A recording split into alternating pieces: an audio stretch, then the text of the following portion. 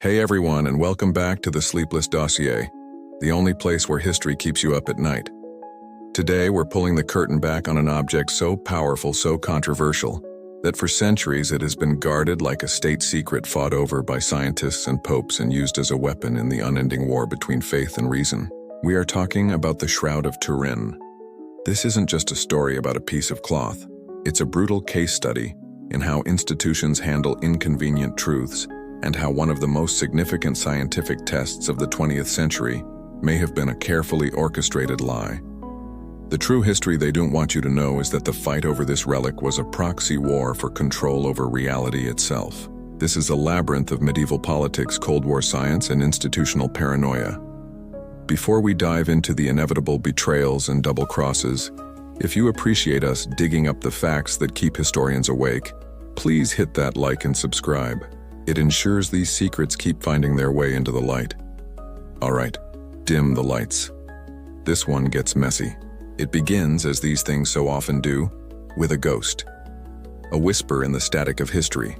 It's a 14-foot-long, 3.5-foot-wide strip of herringbone twill linen, brittle with age, bearing the faint, ghostly sepia image of a man, front and back. He is naked, long-haired, bearded. His body is a roadmap of torture. The precise patterns of scourge marks, the small deep wound in the wrist, the piercing in the side, the circle of punctures around the scalp. It's a clinical depiction of a Roman crucifixion, rendered with an anatomical accuracy that would have been utterly alien to any known artist of the Middle Ages. The image is a perfect photographic negative, a fact nobody could have possibly known until the invention of photography in the 19th century. It's a forensic photograph from an age before the concept of forensics even existed. This object, the Holy Shroud, is a silent witness. But what exactly did it witness? An artist's cynical masterpiece? Or the single most significant event in Western history? For centuries it was an article of faith. But faith is a fragile commodity, easily manipulated. The Shroud's verifiable history doesn't begin in a Jerusalem tomb, but in a small wooden church in provincial France. Around the year 1357, in the town of Lire, a celebrated French knight named Geoffroy de Charny, a man with impeccable credentials and, it seems, a keen eye for business, suddenly produces this remarkable cloth and puts it on display. Pilgrims flock to see it, money flows, miracles are reported, an industry is born. But the official record, the one they don't carve into the stone of cathedrals, begins not with a miracle, but with an accusation of fraud, a cover-up. The local bishop, Henri de Poitiers, immediately grew suspicious of this cash cow relic that appeared out of thin air. He investigated, and according to his successor, he discovered it was a fake. A cunningly painted deception. The exhibitions were shut down. But you cannot kill an idea so powerful. 30 years later, de Charny's heirs, ignoring the ban, put the shroud back on display. This time, a new bishop, Pierre d'Arcy, was furious. He wrote a desperate confidential memorandum to Pope Clement VII, a document that still exists, a smoking gun from the 14th century. d'Arcy stated plainly that the shroud was a forgery, and that he knew how it was made. He wrote, "The said cloth was cunningly painted, the truth being attested by the artist who painted it, to wit, that it was a work of human skill and not miraculously wrought or bestowed." The artist was found. The confession was secured. Case closed. Except it wasn't. The Pope, a politician to his core, hedged his bets. He ruled that the exhibitions could continue, provided that on every occasion it was announced loudly to the public that the cloth was not the true shroud of Christ, but a figure or representation of it. A piece of religious art.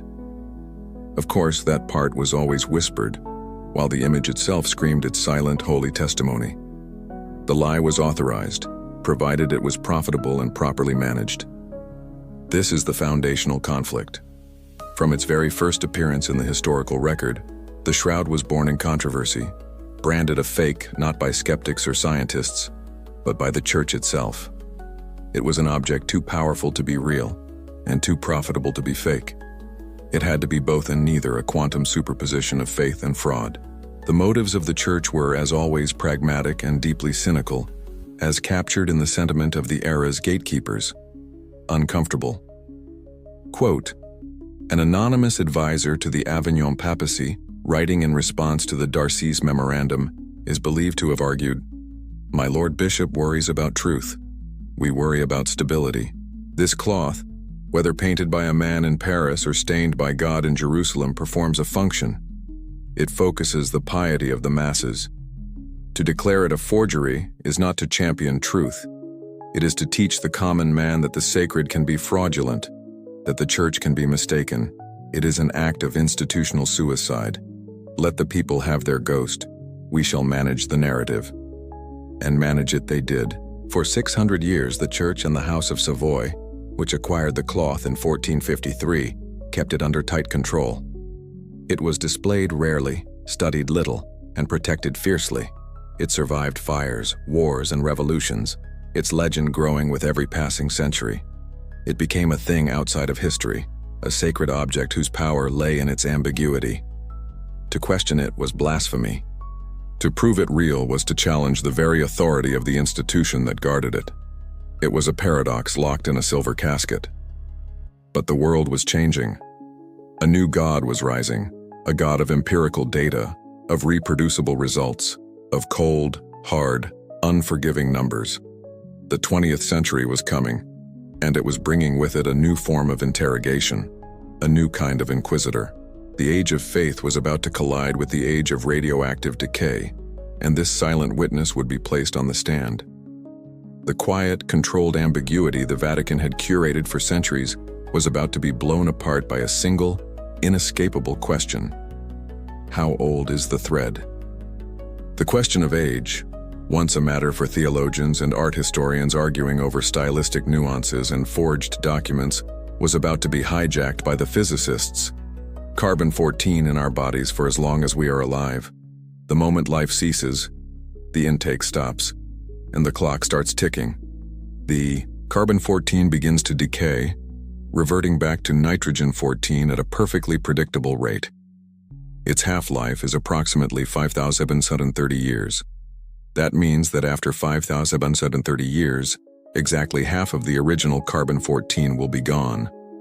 After another 5,730 years, half of the remainder will be gone, and so on. By measuring the ratio of radioactive carbon-14 to stable carbon-12 in an organic sample, scientists could, with terrifying accuracy, determine the date of its death. It was a truth serum for the past, and its invention created an immediate, insatiable hunger. Every museum, every university, every archaeological dig on the planet suddenly had a list of things they needed to test. The Dead Sea Scrolls? Dated. The bones of prehistoric megafauna? Dated. Ancient Egyptian funerary boats? Dated.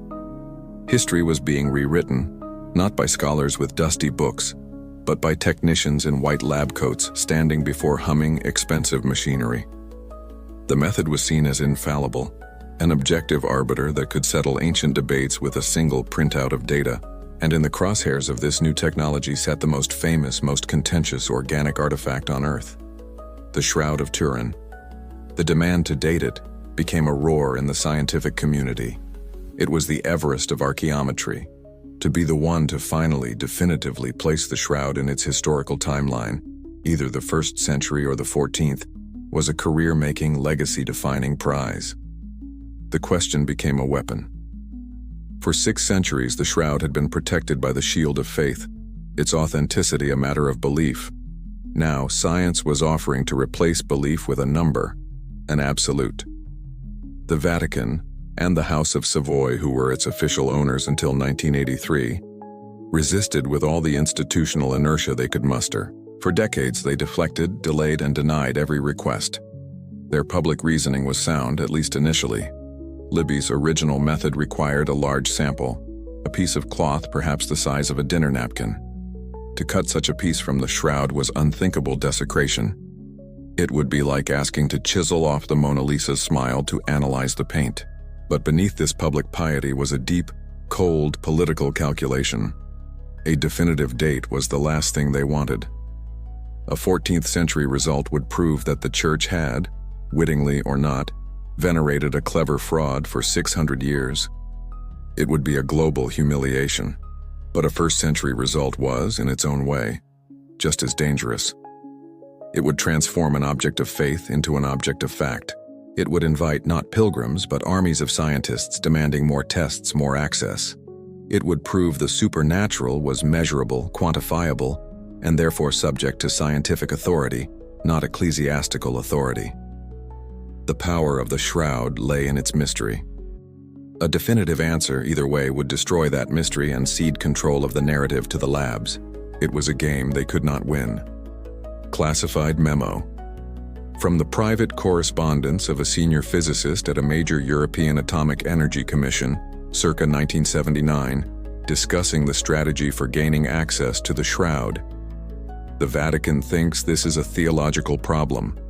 We must make them understand it is a physics problem, and that physics problems eventually get solved with or without their cooperation. The new AMS technology is the key. It removes their last credible objection. We must frame this not as an attack on their faith but as a gift, the gift of certainty. We will offer to replace their fragile mystery with hard fact. They will portray us as arrogant, as godless. But we are simply custodians of a method that is more honest than they are. The Shroud is the last holdout of the pre-rational age. It is not an icon we seek to date. It is an ideology we seek to conquer. The physicist was referring to accelerator mass spectrometry, or AMS. This was the game changer.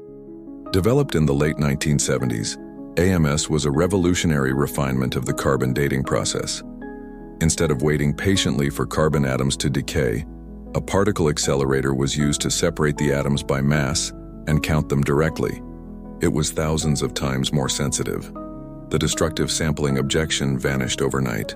AMS required a sample no bigger than a postage stamp, a few threads that could be snipped from a corner with minimal damage.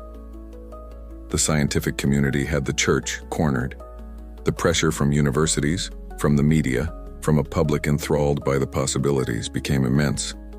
The unblinking eye of science was now focused on a single point in Turin, and it would not look away. The custodians of the mystery were running out of time and excuses. They could no longer hide. A test was now inevitable. The only question left was who would control it, and how the result, whatever it was, would be managed. The Vatican doesn't operate on the timescale of news cycles or academic grants. It thinks in centuries. It is the oldest continuously operating bureaucracy on Earth, an institution that has outlasted empires, ideologies, and scientific paradigms. And in the late 1970s and early 80s, this ancient, patient entity faced a thoroughly modern problem, an information crisis. The pressure to carbon date the Shroud was no longer a polite academic request. It was a siege. The development of accelerator mass spectrometry was the final cannonade that breached the walls of plausible deniability. The old excuse, that the sample required would be too large, was gone.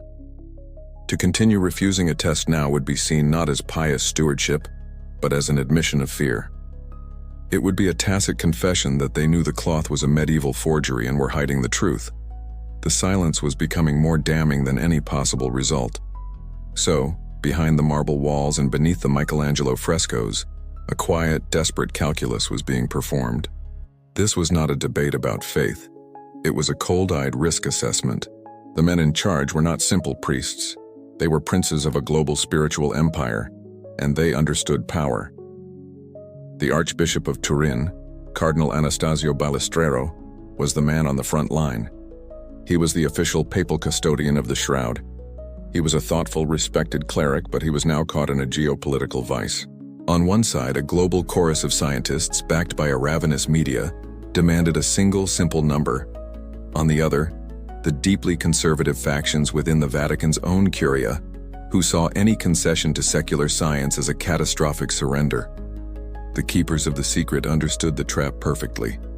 Let's play out the scenarios as they would have. Scenario A. The test is performed and the date comes back medieval, somewhere in the 1300s, precisely as Bishop Darcis claimed. The result would be a public relations cataclysm. 6 centuries of veneration, of papal endorsements, of pilgrim tears, all directed at a clever painting. It would validate every accusation of fraud and superstition ever leveled against the Church. It would be a weapon in the hands of their enemies, from Protestant evangelicals to communist states, all eager to portray Catholicism as a purveyor of profitable lies. The damage to institutional credibility would be incalculable. Now consider scenario B, which from their perspective was just as terrifying. The test is performed and the date comes back to the 1st century. The shroud is authentic, a scientific miracle. What then? The Church would be vindicated, yes, but at what cost? The shroud would instantly cease to be an object of faith. It would become a scientific artifact. The Vatican would lose its monopoly on its meaning. Every university and research institute in the world would descend upon Turin, demanding access. They would want to analyze the blood, the pollen, the image formation process. They would want to map its DNA. The shroud would be subjected to an endless, invasive, and ultimately secular autopsy. Its mystery, the very source of its spiritual power, would be stripped away layer by layer in peer-reviewed journals.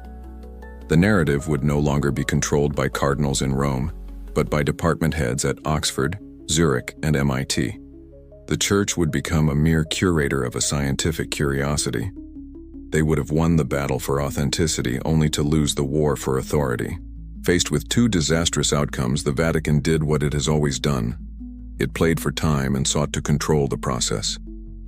The decision was made, in secret, to finally allow a test. But it would be a test on their terms. It would be limited, contained, and managed. The goal was no longer to prevent the test, but to control its fallout. They needed a result that was final, unambiguous, and above all manageable. They needed to rip the Band-Aid off quickly, take the hit if necessary, and then shut the door on any further investigation. A single, definitive test. One sample, one date, one press conference. And then, silence. An end to the endless questions. Uncomfortable. Quote, a confidential assessment attributed to a senior member of the Pontifical Academy of Sciences circulated within the Vatican Secretariat of State in 1982. We are being asked to submit a mystery to a machine. We must be clear about what this means. If the machine says medieval, we become fools. If the machine says 1st century, the machine becomes God and its operators become its priests. We trade a spiritual authority for a scientific one, and the exchange rate is not in our favor. Therefore, the test itself must be the final word. The protocol must be structured to produce a single, unassailable answer, regardless of what that answer is. We cannot allow this to become a drawn-out scientific debate. It must be a swift, clean, surgical operation. One cut, one answer, one truth. The world will accept the verdict if it is delivered with absolute confidence. Our task is to ensure that confidence is manufactured, irrespective of the data's complexities. This cynical strategy explains everything that followed. The Vatican's reluctance wasn't about piety, it was about power. They were not afraid of the truth. They were afraid of a truth they couldn't control.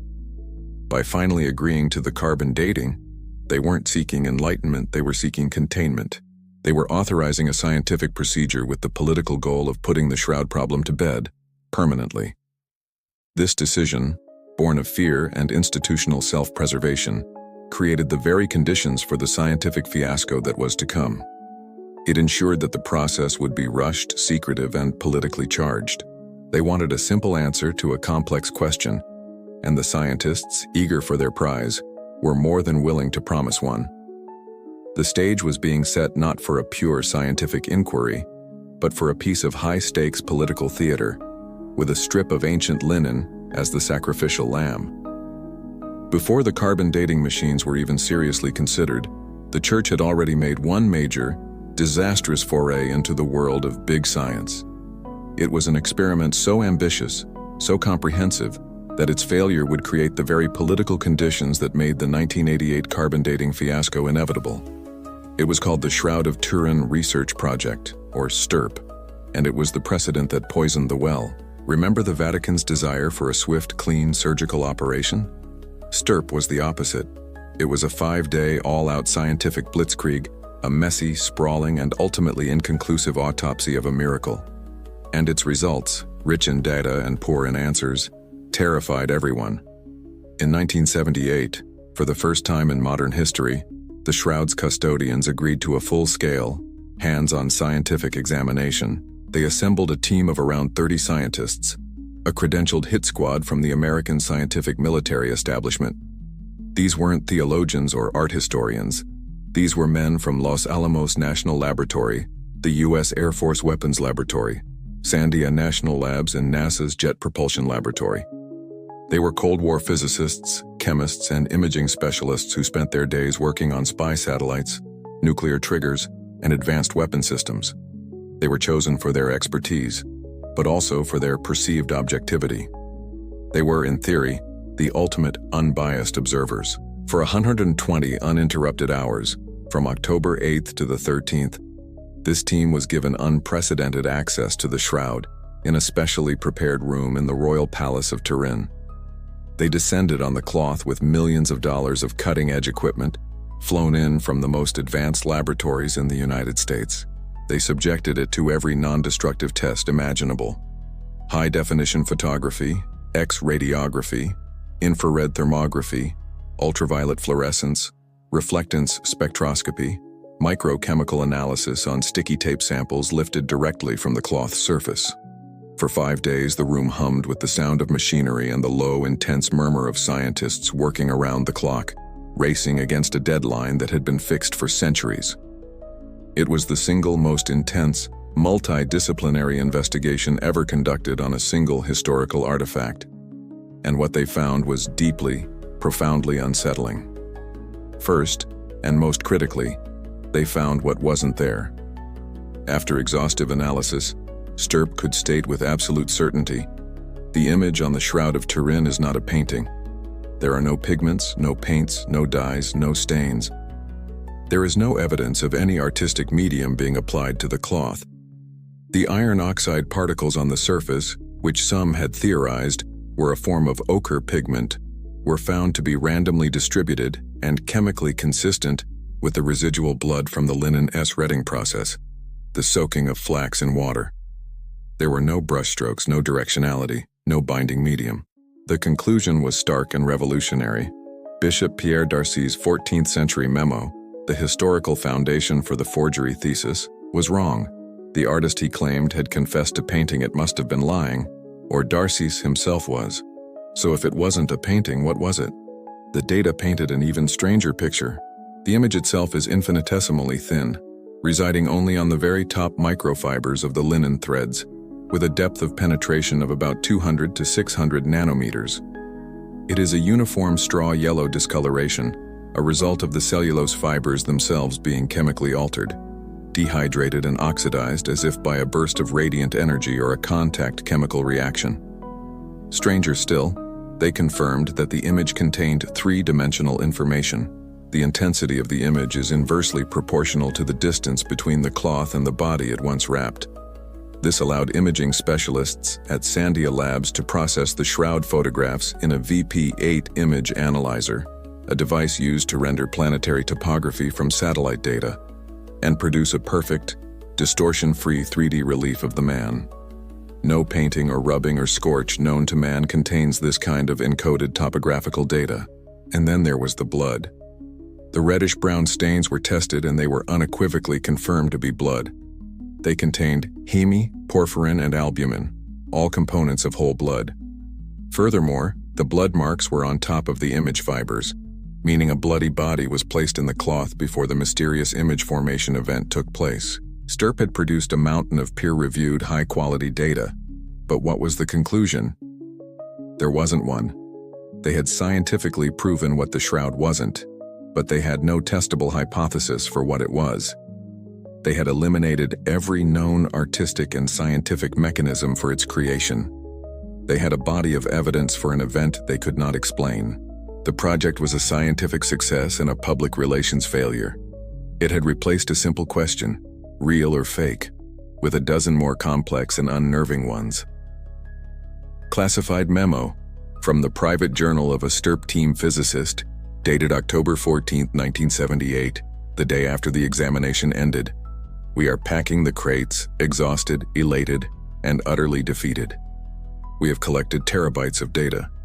We have proven the forgery theory is nonsense. We have proven the blood is blood.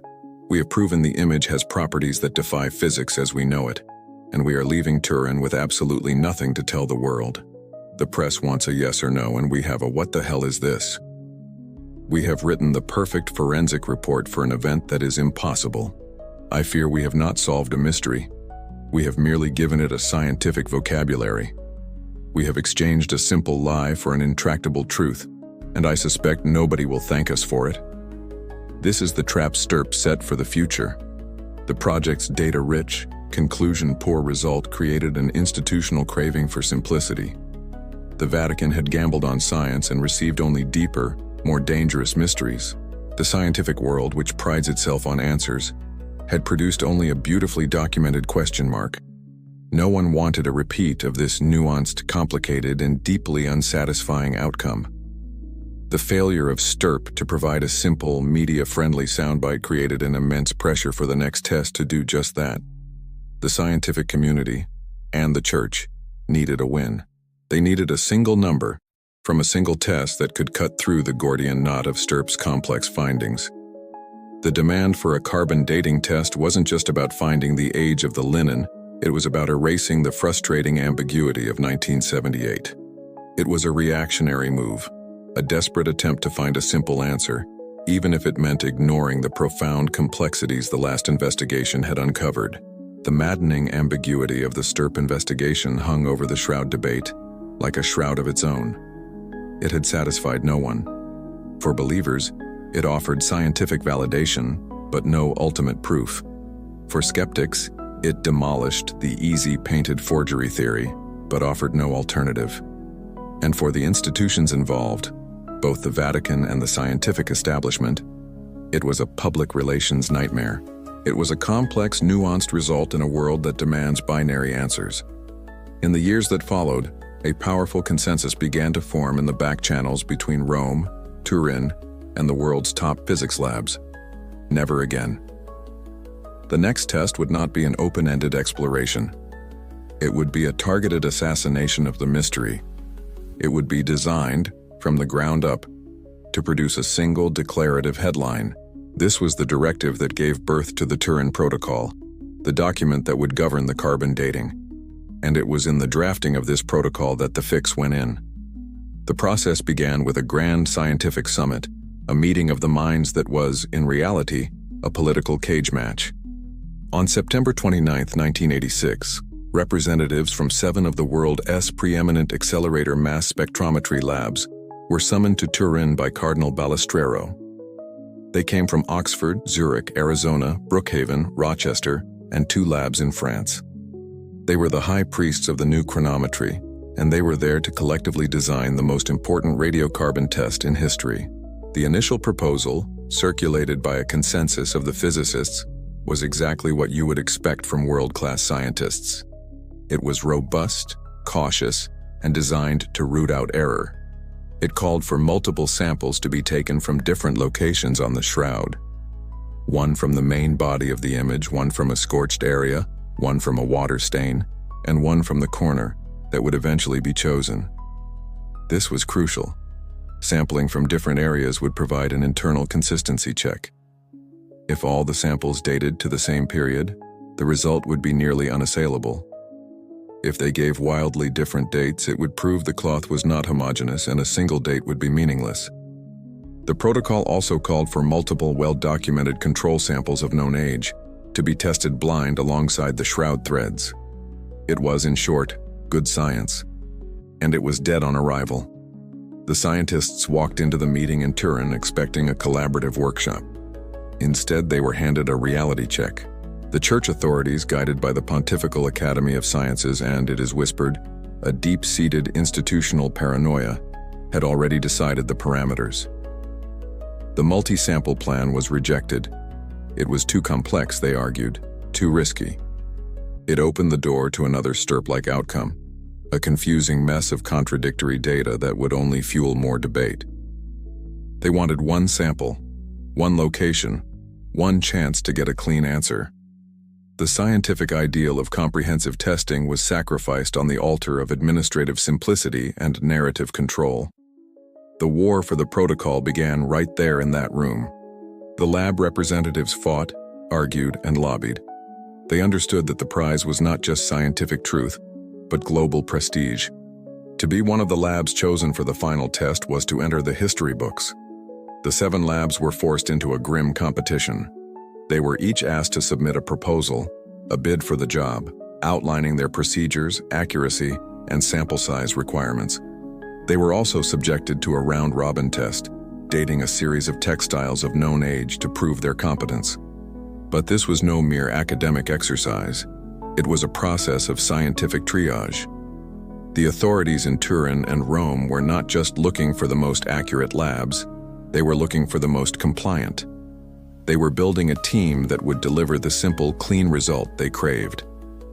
The sprawling, open-ended inquiry of STURP was to be replaced by a closed, tightly managed procedure with a predetermined, simplistic structure. The goal was no longer to understand the shroud in all its complexity, but to assign it a single number and close the file. Uncomfortable. Quote, a private letter from a physicist at one of the American labs that was ultimately excluded from the test, written to a colleague in November 1987. We have been officially sidelined. The decision has been made for Oxford, Zurich, and Arizona. Do not be fooled by the official explanation about provenance of results or inter-lab calibration. We were cut out because we argued too strongly for the multi-sample protocol. We insisted that a single sample from the corner, the most handled and likely contaminated area, was scientifically indefensible. We wanted to test the image area itself. This was seen not as scientific rigor but as an attempt to complicate the narrative. They don't want a robust scientific answer. They want a politically manageable one. They have selected the labs they believe will deliver a result without messy footnotes or calls for further study. They are not designing a scientific experiment. They are commissioning a press release. I predict they will get their clean number, and it will be built on a foundation of willful ignorance.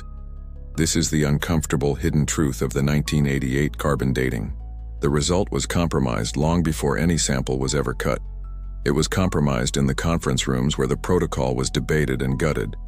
The decision to use a single sampling site, to abandon internal consistency checks, and to limit the number of participating labs was not a scientific decision. It was a political one. It was an act of preemptive censorship and engineering of consensus. By designing a protocol that actively avoided complexity, the organizers ensured they would get a simple answer. They were creating a system that was incapable of detecting the very anomalies, like a medieval patch woven into an ancient cloth, that a more rigorous protocol would have been designed to find. They were so afraid of the ambiguous ghost of the STURP investigation that they built a ghost trap that was guaranteed to catch something, anything, as long as it was simple and final. The science was being tailored to fit the desired public relations outcome, and the world's most prestigious labs were lining up for the privilege of participating in the charade. The battle for the protocol was over. The forces of complexity and scientific caution had been routed. What remained was a simple, brutalist plan designed for one purpose: to generate a headline. Now, the second phase of the political engineering began, selecting the executioners. The down selection from 7 of the world's leading AMS labs to a chosen 3 was not a meritocratic contest. It was a casting call. The producers of this high-stakes reality show, the Vatican, the Archbishop of Turin, and their scientific advisors, were not just looking for the best actors. They were looking for actors who would stick to the script. The script called for a unified, confident, and final verdict. And so, the labs that had argued most passionately for a more robust multi-sample protocol, the ones who had warned of the dangers of a single-point measurement, were quietly and politely shown the door. They were the inconvenient voices of doubt, the enemies of the simple narrative. The labs that remained formed a perfect, politically balanced triumvirate: the University of Oxford, the Swiss Federal Institute of Technology, ETH, in Zurich, and the University of Arizona. It was a masterpiece of institutional stagecraft. Oxford represented the ancient, unimpeachable authority of the British scientific establishment. Its involvement brought with it the implicit endorsement of the entire UK academic world, and crucially, it brought the British Museum into the fold to act as the central clearinghouse for the data, a secular Vatican to legitimize the findings. Zurich, from the neutral heart of Europe, provided a veneer of detached, meticulous continental precision. They were the Swiss clockmakers of carbon dating, beyond reproach and outside the political fray of the Anglo-American sphere. And Arizona, the powerhouse from the American Southwest, represented the New World's technological might and cutting-edge capability. Together, they formed an iron triangle of credibility. One lab could be accused of error, 2 labs might be a coincidence, but 3 labs on 2 continents from 3 different scientific cultures, all getting the same answer from the same sample? That wasn't a result, it was a consensus. It was scientific fact, delivered from on high. The selection was a calculated move to create a result that would be, for all intents and purposes, impossible to question. The public and the media would not understand the nuances of the gutted protocol. They would not know about the rejected plan for multiple samples. They would only hear the simple, powerful message: Oxford, Zurich, and Arizona all agree. It was a public relations masterstroke designed to preemptively crush dissent. The official justification for the final selection was a series of round-robin tests on control samples. But the unofficial criteria were far more important.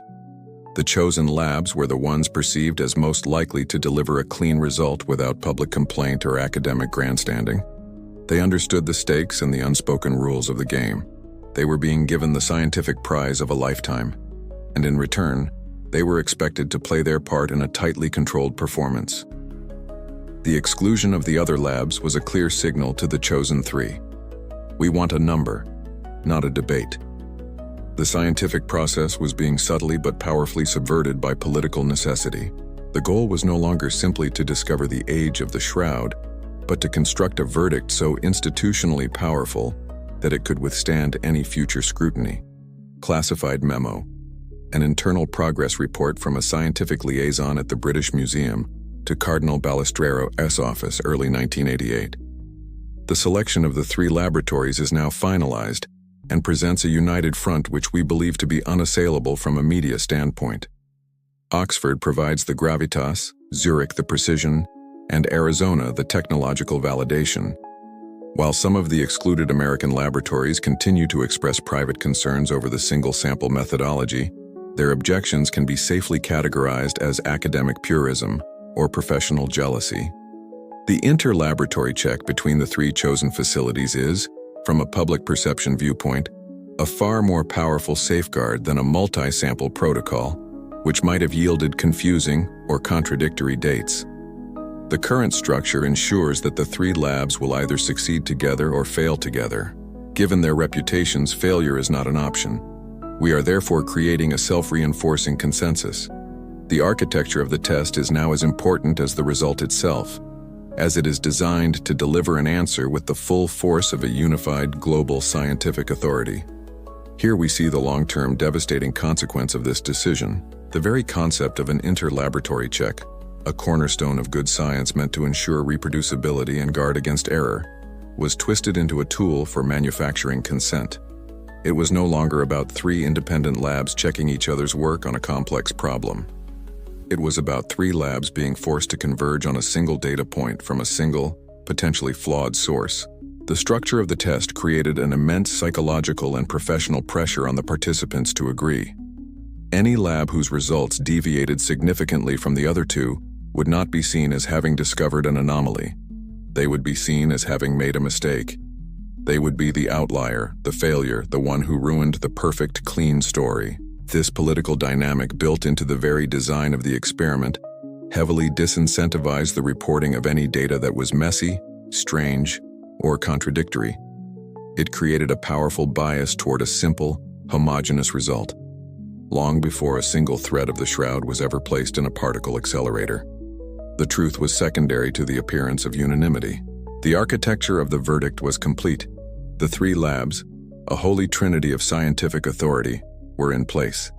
The protocol, gutted of its most important safeguards, was signed and sealed. All that was left was the ritual, the sacrifice. On the morning of April 21st, 1988, a small group of men gathered in the sacristy of the Cathedral of St. John the Baptist in Turin. The air was cold, heavy with the scent of old stone, beeswax, and the metallic tang of modern anxiety. This was not a laboratory, it was a chamber of secrets, a place where the 15th century and the 20th century were about to collide with the sharp sound of stainless steel cutting through ancient linen.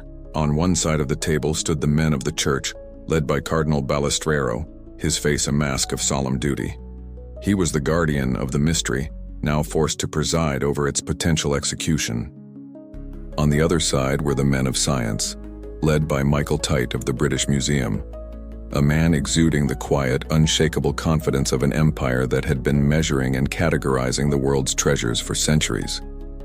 Representatives from the chosen labs were there, as were official witnesses and, most importantly, a handful of textile experts, including the respected Gabriel Weil from the Lion Textile Museum.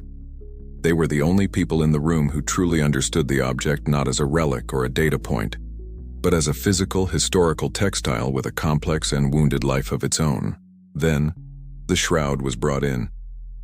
It was unrolled from its red silk backing onto a specially prepared table under the glare of television lights. For a moment, the room fell silent. The sheer presence of the object, its age, its fragility, the haunting, silent figure imprinted upon it, seemed to rebuke the sterile, procedural nature of the event. This was the moment of truth, a piece of procedural theater designed to look objective, but every element was freighted with centuries of belief and skepticism. The protocol dictated that the sample was to be taken from a corner of the cloth, adjacent to a patch where a previous sample, the raised sample, had been taken for textile analysis in 1973. The logic was that this area was already disturbed, so further cutting would do the least aesthetic damage. This was the first fatal physical compromise, layered on top of the political ones. The textile experts in the room knew and stated that the corners of the shroud were the worst possible places to take a sample for dating. For centuries, the cloth had been held up for public display by its corners. It had been handled, touched, and gripped by countless hands, accumulating sweat, oils, and grime. It had been repaired, patched, and rewoven, particularly after the devastating fire of 1532, which had scorched its edges. The corner designated for the C14 sample was visibly darker, dirtier, and texturally different from the main body of the cloth. Gabriel Weil and the others argued for a sample to be taken from closer to the image area, from a more pristine section. Their warnings were noted, and then ignored. The protocol was the protocol. The spot had been chosen. To deviate now would be to admit the plan was flawed from the start. So the ceremony proceeded. Professor Giovanni Righi, a microanalyst who had worked with the STIRP team, was given the honor of wielding the scissors. Dressed in sterile surgical garb, he approached the cloth. Under the watchful eyes of Tite and the cardinal, a strip of linen was isolated. It was a tiny sliver of history about 8 centimeters long and 1.6 centimeters wide, snipped from the very edge of the cloth, right next to a seam that visibly joined the main shroud to a backing cloth that had been added in the 16th century. This tiny piece of fabric, on which the entire scientific reputation of 3 world-class labs and the historical fate of the world's most famous relic would depend, was taken from the most repaired, most contaminated, and most anomalous section of the entire 14-foot textile. Uncomfortable. Quote, from the private notes of Gabriel Weil, textile expert, written shortly after the April 21st event. Today I was a witness not to a scientific procedure, but to a consecration of error. They cut the sample. I watched them do it. We told them the corner was compromised. We told them of the repairs, of the probable reweaving. They saw the different coloration with their own eyes. It did not matter. The decision had been made in a committee room months ago by men who have never studied ancient textiles. They listened to our warnings with polite smiles and then proceeded as planned. They are about to date a patch, or perhaps a medieval repair grafted onto an older cloth. They will get a date, a very precise one, and it will mean nothing. They think they are scientists, but today they behaved like priests, following a liturgy they did not understand. The single strip was placed on a stainless steel tray. Righi then divided it. Approximately half was set aside for the labs. This piece was then painstakingly subdivided into 3 smaller samples, one for each laboratory, which were sealed in numbered, tamper-proof stainless steel containers. The other half of the original strip, the reserve portion, was sealed in a separate container and handed to Cardinal Balestrero to be locked away in a Turin vault. The ceremony was over.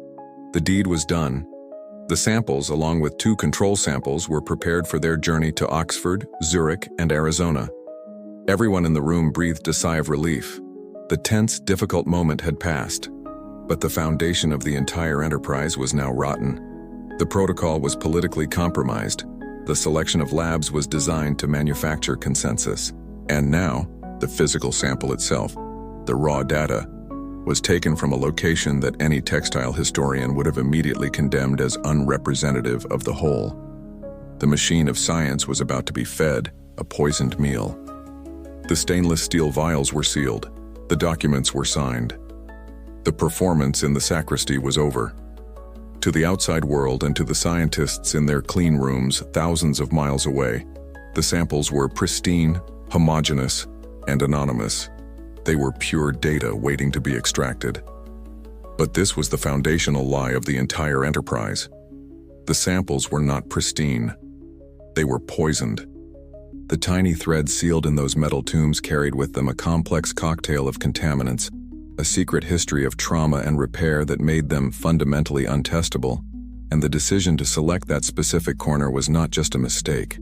It was an act of profound, almost willful scientific negligence. Let's be brutally specific about the nature of this poison. The sample was cut from the so-called Rise corner, named after the Belgian textile expert Gilbert Rise, who took a small sample from the same area in 1973 for analysis. This already meant the area was structurally compromised. But the problems ran far deeper, layered on top of each other like archaeological strata. First, there was the contamination of 6 centuries of human history. The shroud was not kept in a vacuum-sealed chamber. For most of its life, it was a working relic. When it was displayed, it was held aloft by its corners. Bishops, priests, and nobles gripped it, their hands depositing sweat, skin oils, and waxes from the thousands of candles that burned before it. Over time, this biological and chemical residue would have formed a microscopic film, a bioplastic coating, as some chemists have since described it. This coating is rich in modern carbon, and it is notoriously difficult to remove with standard chemical cleaning protocols. Any residual contamination would inevitably and powerfully skew the carbon date towards a more recent era. Then came the trial by fire. This is not a metaphor. In 1532, a fire broke out in the chapel in Chambéry, France, where the shroud was kept. The silver casket containing it was exposed to intense heat, so intense that parts of the silver melted and dripped onto the folded cloth, burning through its layers. To save it, the poor Clare nuns who were its custodians doused the smoldering cloth with water. Think about what that water contained. It was full of ash, soot, and dissolved carbon from the burnt medieval chapel. This carbon-rich water wicked its way through the linen fibers, a process that would have been most concentrated at the very edges of the cloth. Later chemical analyses have confirmed that the shroud contains significant levels of post-fire contamination, but the carbon dating lab's pre-cleaning procedures were never designed to deal with this kind of systemic, elemental carbon infusion. And then there were the repairs. The poor Clare nuns of the 16th century were not just custodians, they were master weavers. They patched the burn holes with triangular pieces of altar cloth. But more importantly for our story, they stitched the entire shroud onto a new stabilizing backing cloth, known as the Holland cloth. That seam, the literal thread connecting the 16th century backing to the main shroud, runs directly along the edge from which the 1988 sample was taken.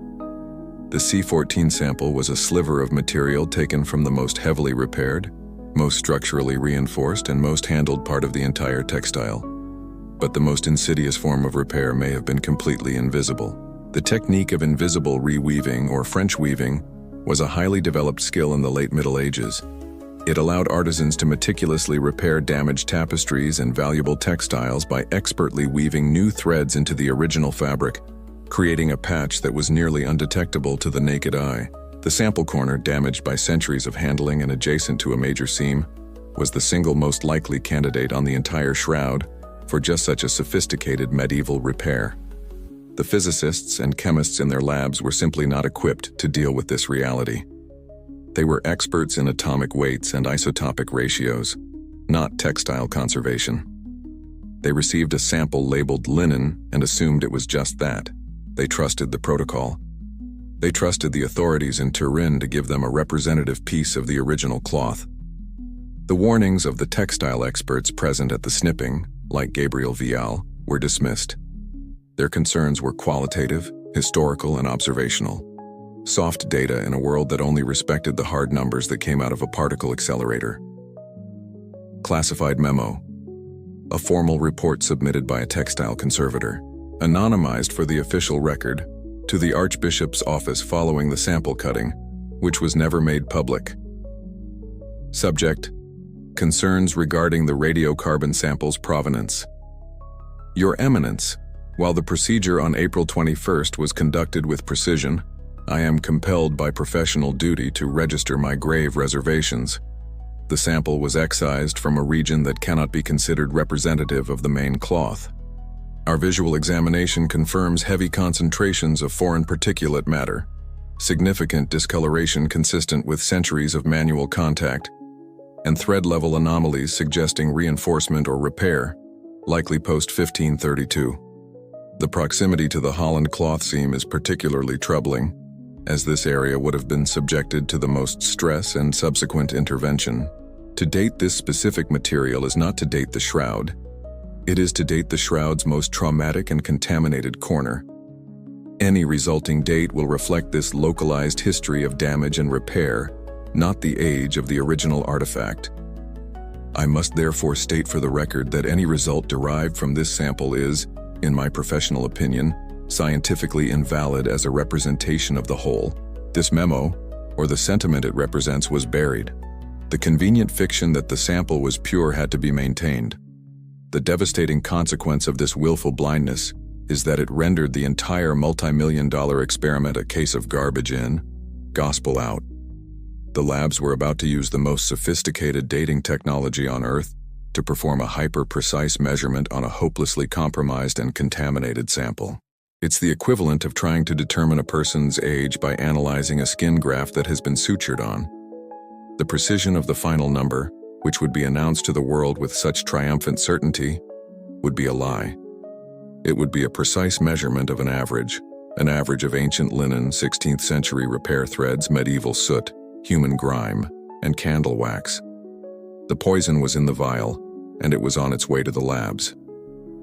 The sealed canisters traveled from Turin like diplomatic pouches carrying state secrets, which in a sense they were. At Oxford, Zurich, and Arizona, their arrival was met not with the sober calm of a routine laboratory procedure, but with a surge of adrenaline, a palpable tension that electrified the air. This wasn't just another batch of carbon from an archaeological dig. This was the shroud. It was a fragment of a global argument, a piece of a centuries-old war, and its arrival marked the beginning of the final battle. The scientists involved would later speak of their meticulous procedures and their emotional detachment, but the reality inside those labs was a cauldron of professional rivalry, crushing pressure, and the unspoken intoxicating thrill of holding a sacred object hostage to their machines. This was not a measurement, it was a reckoning. At each lab, the protocol was initiated under conditions of extreme secrecy. The shroud sample was labeled with a code number just like the control samples to ensure a blind test. But the idea that this was a truly blind experiment is a convenient fiction, a piece of scientific theater for the public. Everyone knew which sample was the shroud. It was the one that made the government liaison show up, the one that prompted hushed phone calls from the highest echelons of the university. It was the one that felt heavy, not with mass, but with history. The scientists were no longer just technicians, they were keepers of a verdict, and the weight of that responsibility was immense. The primary pressure was not to be wrong, but a close second was the pressure not to be last. A quiet, undeclared race had begun. Inside the accelerator facilities, vast humming cathedrals of high-voltage physics, The ancient linen threads were subjected to a violent, modern inquisition. They were cleaned with acids and alkalis, a standard procedure designed to remove surface contaminants. But as we know, the contamination on the shroud sample was not merely superficial. The cleaning solutions would barely touch the deeply embedded carbon from the 1532 fire or the bioplastic coating from centuries of handling. The threads were then combusted in a vacuum, converted into carbon dioxide gas, and then into tiny pellets of purified graphite. This graphite, the distilled essence of the cloth, was the final offering to the machine. It was loaded into the particle accelerator's ion source, ready to be vaporized, ionized, accelerated to nearly the speed of light, and forced to reveal its atomic secrets. As the data began to emerge, the atmosphere grew even more intense. The scientists were working under a strict gag order. They could not discuss their findings with anyone, not even with colleagues in their own departments. At Oxford, the team leader, Professor Edward Hall, was a flamboyant and larger-than-life character who ran his lab like a personal fiefdom and had a flair for publicity. He desperately wanted the glory of solving the shroud mystery. In Zurich, the team was known for its meticulous, almost obsessive precision. In Arizona, they were the confident pioneers of the new AMS technology. Each lab was an island, and each was terrified of being the one to produce an anomalous result. Remember the structure of the test? It was designed to punish outliers. If two labs produced a medieval date and one found a first-century date, the third lab would face ruin. They would be accused of incompetence, of catastrophic error. Their multi-million-dollar facility would become a laughingstock. The pressure to conform, to produce a number that was in the same ballpark as the others, was an invisible, crushing force acting on every decision, every calculation. Uncomfortable, quote. A junior physicist at one of the AMS facilities, recalling the period of the shroud dating in an unpublished interview years later. We were told it was a blind test.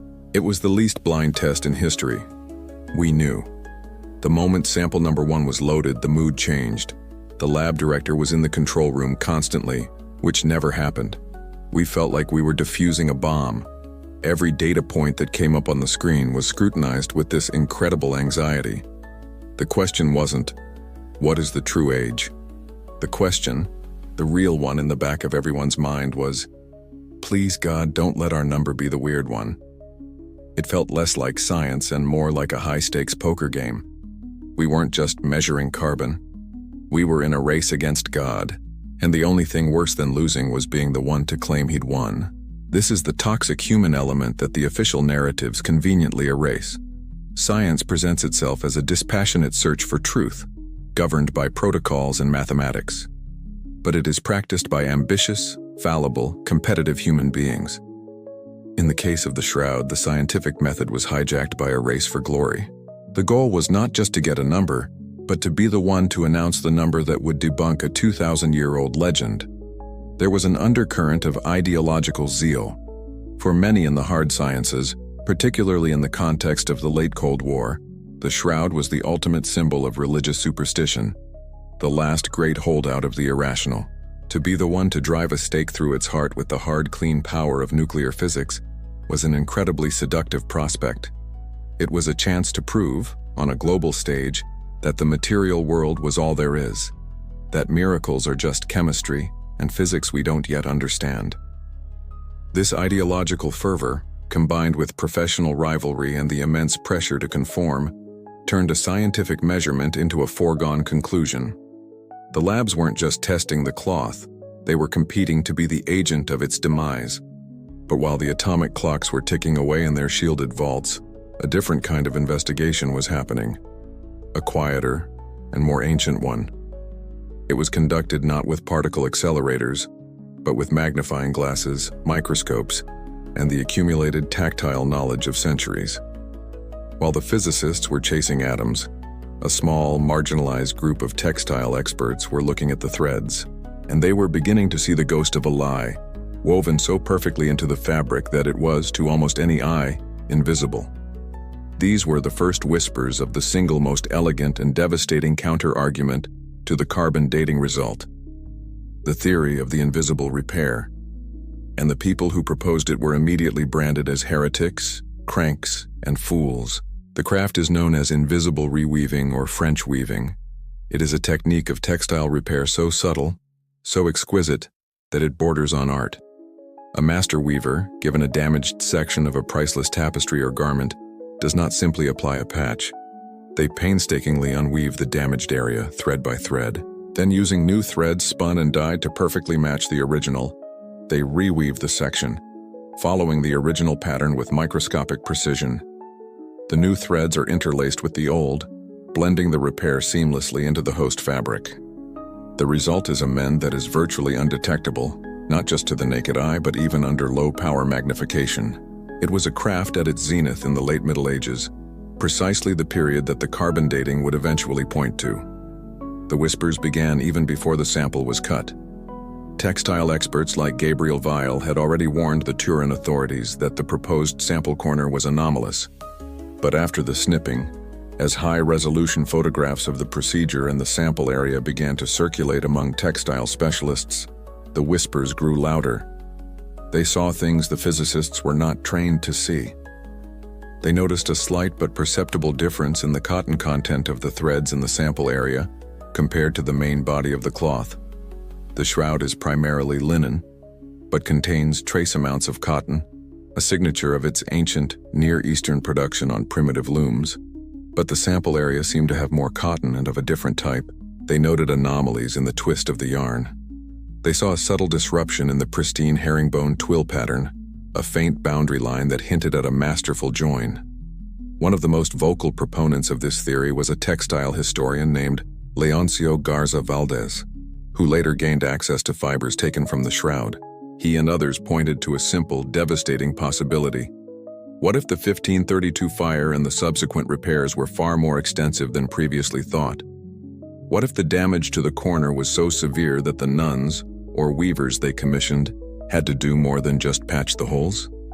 What if they had to completely reweave a damaged, frayed, and disintegrating corner with new 16th century material to stabilize the entire cloth for its attachment to the Holland backing cloth? Or, even more intriguingly, what if a clever 14th century artisan, attempting to pass off an authentically ancient damaged cloth as the true shroud, had repaired it before its first exhibition in Leray? This hypothesis explained everything. It would account for the medieval date, but it would confine that date only to the tiny, unrepresentative corner that was tested. It would reconcile the C14 data with the mountain of contradictory evidence from the Stirp investigation that pointed to the shroud's unexplainable, non-artistic, and ancient properties. But to the physicists and the scientific authorities overseeing the test, this was a fantasy. It was an ad hoc, untestable, conspiracy-minded excuse to ignore the hard numbers. Their worldview had no room for the subtle art of the medieval weaver. They had a machine that gave them a number. The number was the truth. Any theory that contradicted the number was, by definition, pseudoscience. Classified memo from a draft of an internal Q&A document being prepared by the British Museum in anticipation of the press conference circulated among the lab heads for comment mid-1988. Anticipated objection number 4. The sample was a medieval patch or repair. Recommended response. This is an unproven and unfalsifiable hypothesis. The textile was examined by experts at the time of sampling and deemed suitable. The laboratory's rigorous chemical pretreatments are designed to remove surface contaminants, not to distinguish between chemically identical cellulose fibers of different ages woven together. To suggest such a microscopic, invisible patch existed, and that it was conveniently located at the precise spot chosen for sampling, is to leave the realm of science for that of speculation.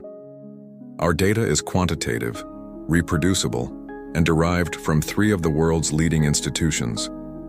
The patch theory is qualitative and anecdotal. We must hold the line.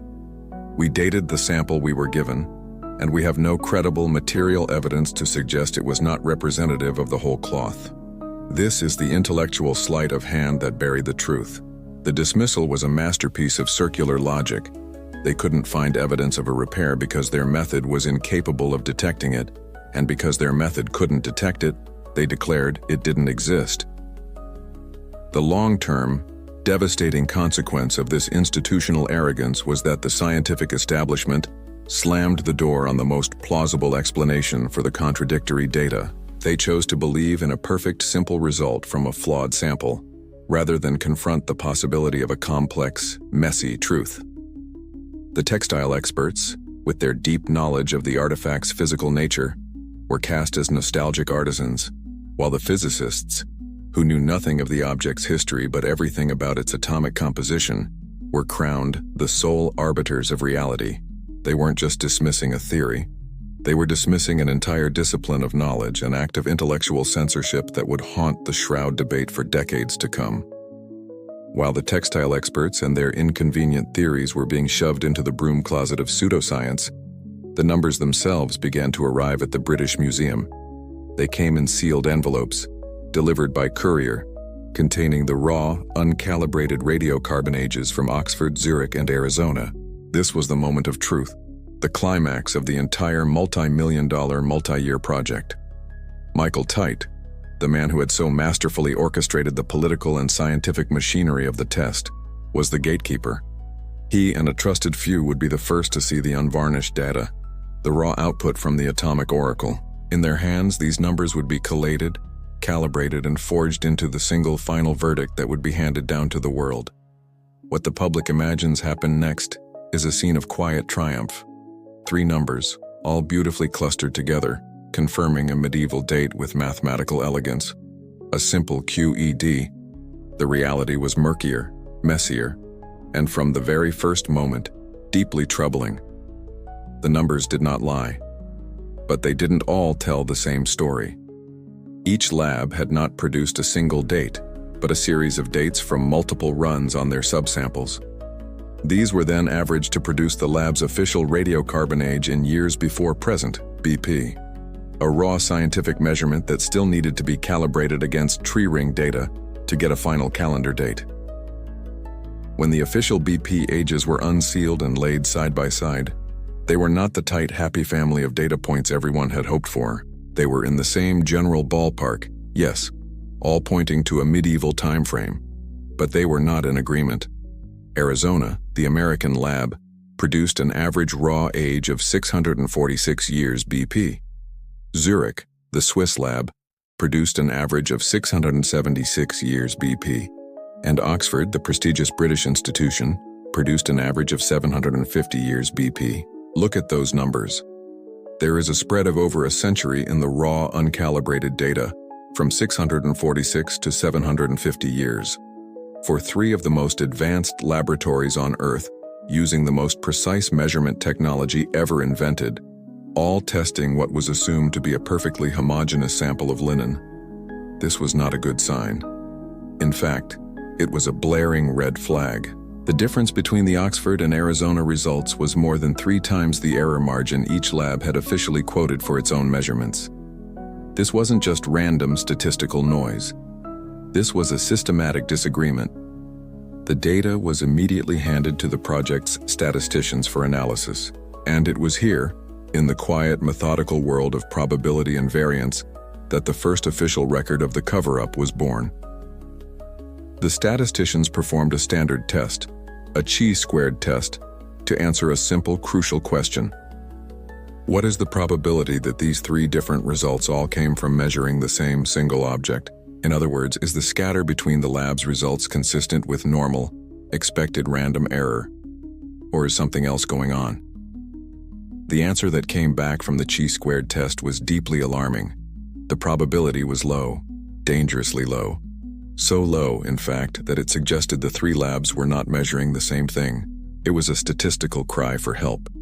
It was the data itself screaming that the foundational assumption of the entire experiment, that the sample was uniform and homogeneous, was wrong. Classified memo, a confidential summary from the lead statistician at the British Museum to Dr. Michael Tite, dated July 15, 1988. Dr. Tite, Statistical analysis of the Turin workshop radiocarbon results. I have completed the preliminary collation of the mean ages provided by the 3 laboratories. While the dates all fall within the medieval period, I must draw your urgent attention to the degree of inter-laboratory variance. The spread of the mean dates: Oxford 750 plus 30, Zurich 676 plus 24, Arizona 646 plus 31, significantly exceeds what we would expect from random sampling error alone. A chi-squared test on these means yields a p-value on the order of 5% or less. Put simply, there is only a 1 in 20 chance that 3 perfectly accurate laboratories measuring a single uniform sample would produce results this divergent. This strongly indicates a systematic problem. The variance could be due to undetected laboratory error, differences in pretreatment, or, most troublingly, it could be genuine heterogeneity in the sample itself. Proceeding to a simple weighted average without addressing this anomaly is statistically questionable. We are averaging data that the statistics tell us should not be averaged. This was the crossroads. The moment of truth for the integrity of the project. The data was telling them to stop, to reconsider, to investigate the anomaly. It was pointing directly toward the very complexities, contamination, repairs, a non-homogeneous sample, that the protocol had been designed to ignore. A true scientist faced with this result would have halted the proceedings. They would have demanded the labs recheck their procedures. They would have insisted on testing the reserve sample left in Turin. They would have, at the very least, published the troubling chi-squared result with a massive caveat, admitting that the simple medieval verdict was built on a shaky statistical foundation. That is not what happened.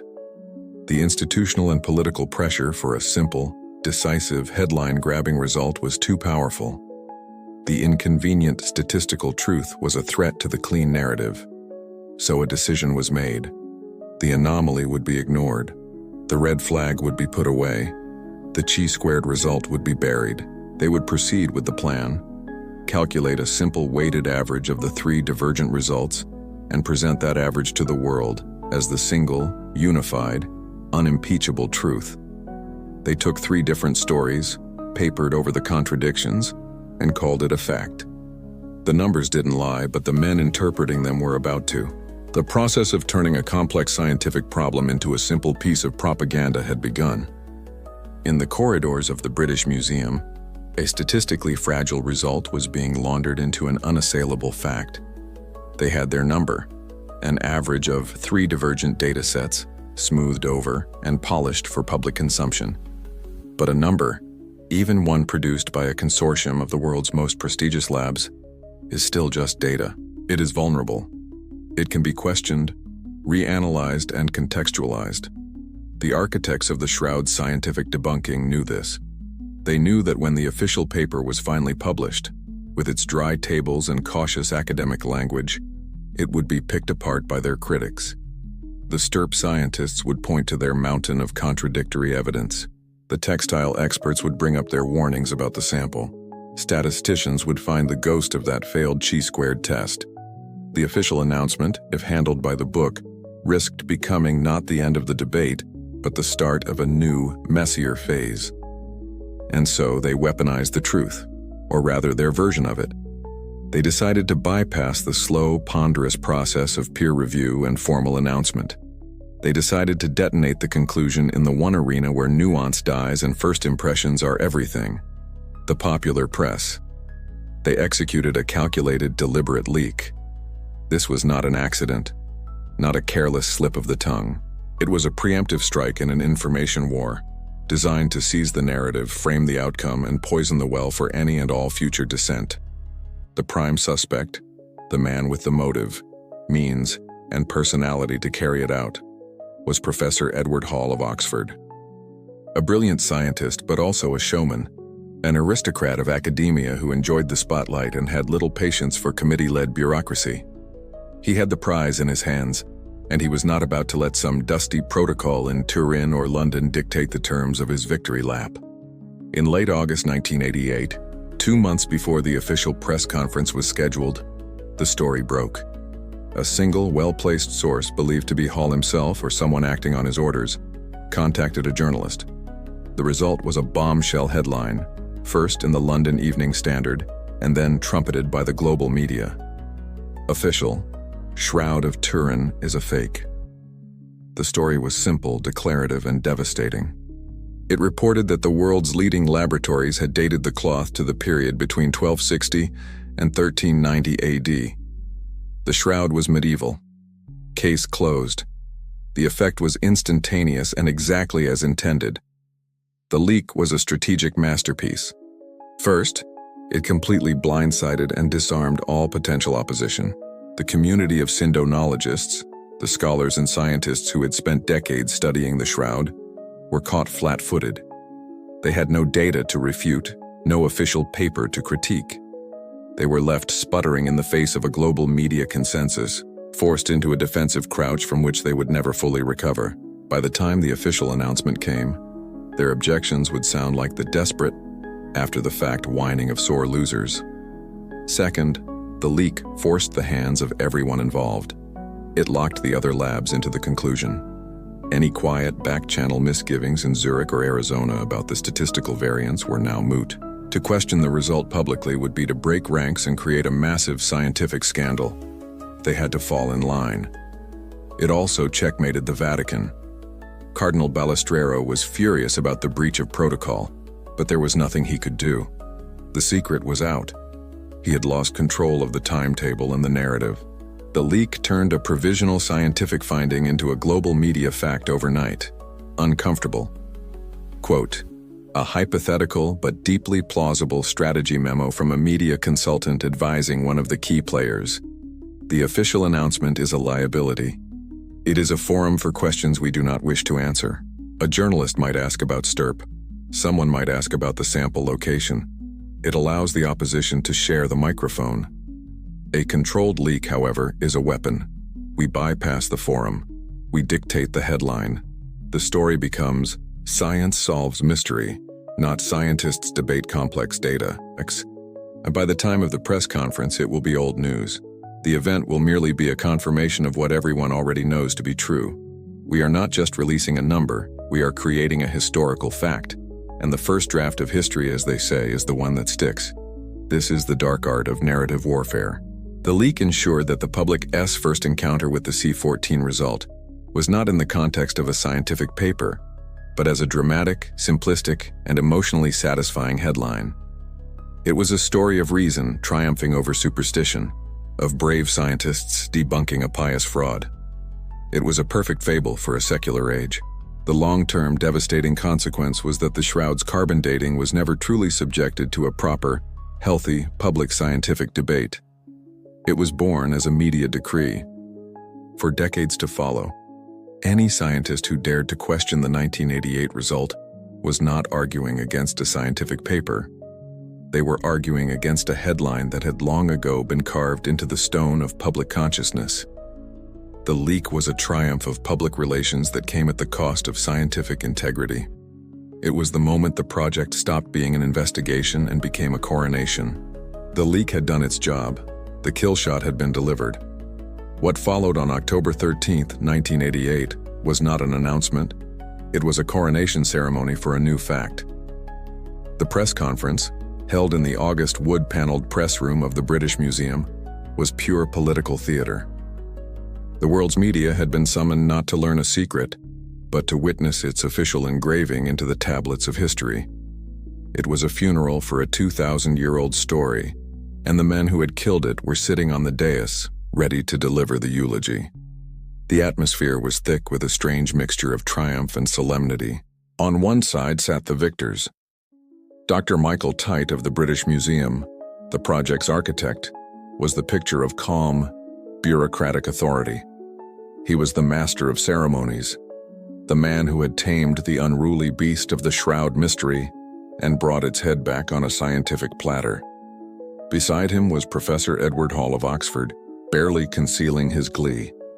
He was the conquering hero, the swashbuckling physicist who had stared down superstition and won. He radiated an almost predatory satisfaction, and representing the other labs were the heads from Zurich and Arizona, their presence completing the image of an unbreakable global scientific consensus. On the other side of the dais, physically and spiritually separate, sat Cardinal Anastasio Balestrero. He looked weary, a man burdened by the weight of a defeat he had been forced to authorize. He was a prince of his church, now required to read a prepared statement, accepting the secular world's judgment on his most sacred object. It was an act of unconditional surrender, broadcast live around the world. Tite opened the proceedings. His tone was measured, dispassionate, and utterly final. He explained the protocol, praised the rigor of the laboratories, and built a wall of institutional credibility around the result that was about to be delivered. Then came the moment. A slide was projected onto the screen behind him. It showed a graph, a simple, elegant chart. On it were 3 bars, representing the calibrated date ranges from Oxford, Zurich, and Arizona. The bars overlapped beautifully, clustering around a single narrow window of time in the Middle Ages. It was a masterpiece of data visualization as propaganda. It concealed the messy truth of the divergent raw data and the failed chi-squared test. It presented a picture of perfect harmony and agreement. Tite cleared his throat and delivered the verdict with the cold finality of a judge sentencing a man to death. The radiocarbon dating he announced had shown that the linen of the Shroud of Turin was produced between the years 1260 and 1390 AD, with at least 95% confidence. The room erupted. Camera flashes strobed like lightning. Reporters scrambled to file their stories, though the headline had been written weeks ago. It was done. The number was now official. Science had spoken. The Shroud of Turin was a medieval fake. During the question and answer session that followed, the strategy of narrative control was on full display. When a journalist asked if the result could have been affected by contamination from the 1532 fire, the scientists dismissed it out of hand, insisting their cleaning methods were more than adequate. When another asked about the contradictory evidence from the 1978 Stirp investigation, they waved it away as irrelevant, soft science that was now superseded by the hard, quantitative certainty of carbon dating. Every question, every expression of doubt, was met with a calm, slightly condescending reassurance that the science was settled. Uncomfortable. Quote, an internal briefing note prepared for Michael Tite by his public relations staff ahead of the press conference. The primary objective of this event is not to present data, but to project certainty. The visuals must emphasize consensus, e.g. the overlapping bars graph. Your language must be declarative and final. Avoid technical jargon or discussions of statistical variance, as these create an impression of complexity, and thus, of doubt. The Cardinal's presence is crucial. His statement of acceptance will function as the Church's official ratification of our findings. The key takeaway for the media must be simple. The case is closed. We are not here to open a debate. We are here to end one. Our role today is to transform a scientific result into an historical fact. This was the true purpose of the day. It was an exercise in the manufacture of authority. The press conference was designed to be an extinction-level event for the Shroud controversy. By presenting a united front, by glossing over the inconvenient data, and by securing the public submission of the Church, the scientific team created a verdict that appeared intellectually and institutionally unassailable. The long-term, devastating consequence of this masterclass in propaganda was the creation of a powerful scientific dogma. For the next 20 years, the 1260-1390 date was not treated as a scientific finding to be tested and challenged, but as a foundational truth. Any scientist who questioned it was not seen as engaging in healthy skepticism, but as committing a form of academic heresy. They were dismissed as cranks, agenda-driven believers, or scientific illiterates. The 1988 press conference did not just announce a result. It policed the boundaries of acceptable thought for a generation. It was a triumph of certainty over curiosity, and the truth would remain a casualty of that victory for a very long time. The champagne corks had barely popped in Oxford before the first shots of the counterinsurgency were fired. The scientific establishment, basking in the glow of their media triumph, believed they had ended a war. In reality, they had just radicalized the opposition. The verdict handed down from the British Museum was not met with universal acceptance. For the small, dedicated, and surprisingly diverse community of scholars and scientists who had spent their careers studying the Shroud, it was a declaration of war. This was the empire of data striking back. They were called syndenologists, a faintly pejorative term that made them sound like a religious sect. But many of them were hard-nosed scientists, physicists, chemists, pathologists, and engineers who had been part of the STIRP team. They had seen the data from 1978. They had touched the cloth. They knew its mysteries went far beyond what a single, compromised carbon-14 test could ever reveal. And so they launched their counteroffensive. It was not a campaign of faith, but a forensic deconstruction of a deeply flawed scientific process. They didn't have the backing of the British Museum or the University of Oxford. They had something more dangerous: the facts of the case. They immediately began publishing papers in lesser-known journals, holding their own conferences, and circulating their critiques on the nascent internet. Their argument was a devastating, multi-front assault on the very foundations of the 1988 test. First and most lethally, they attacked the sample. They resurrected the warnings of the textile experts who were present at the cutting ceremony.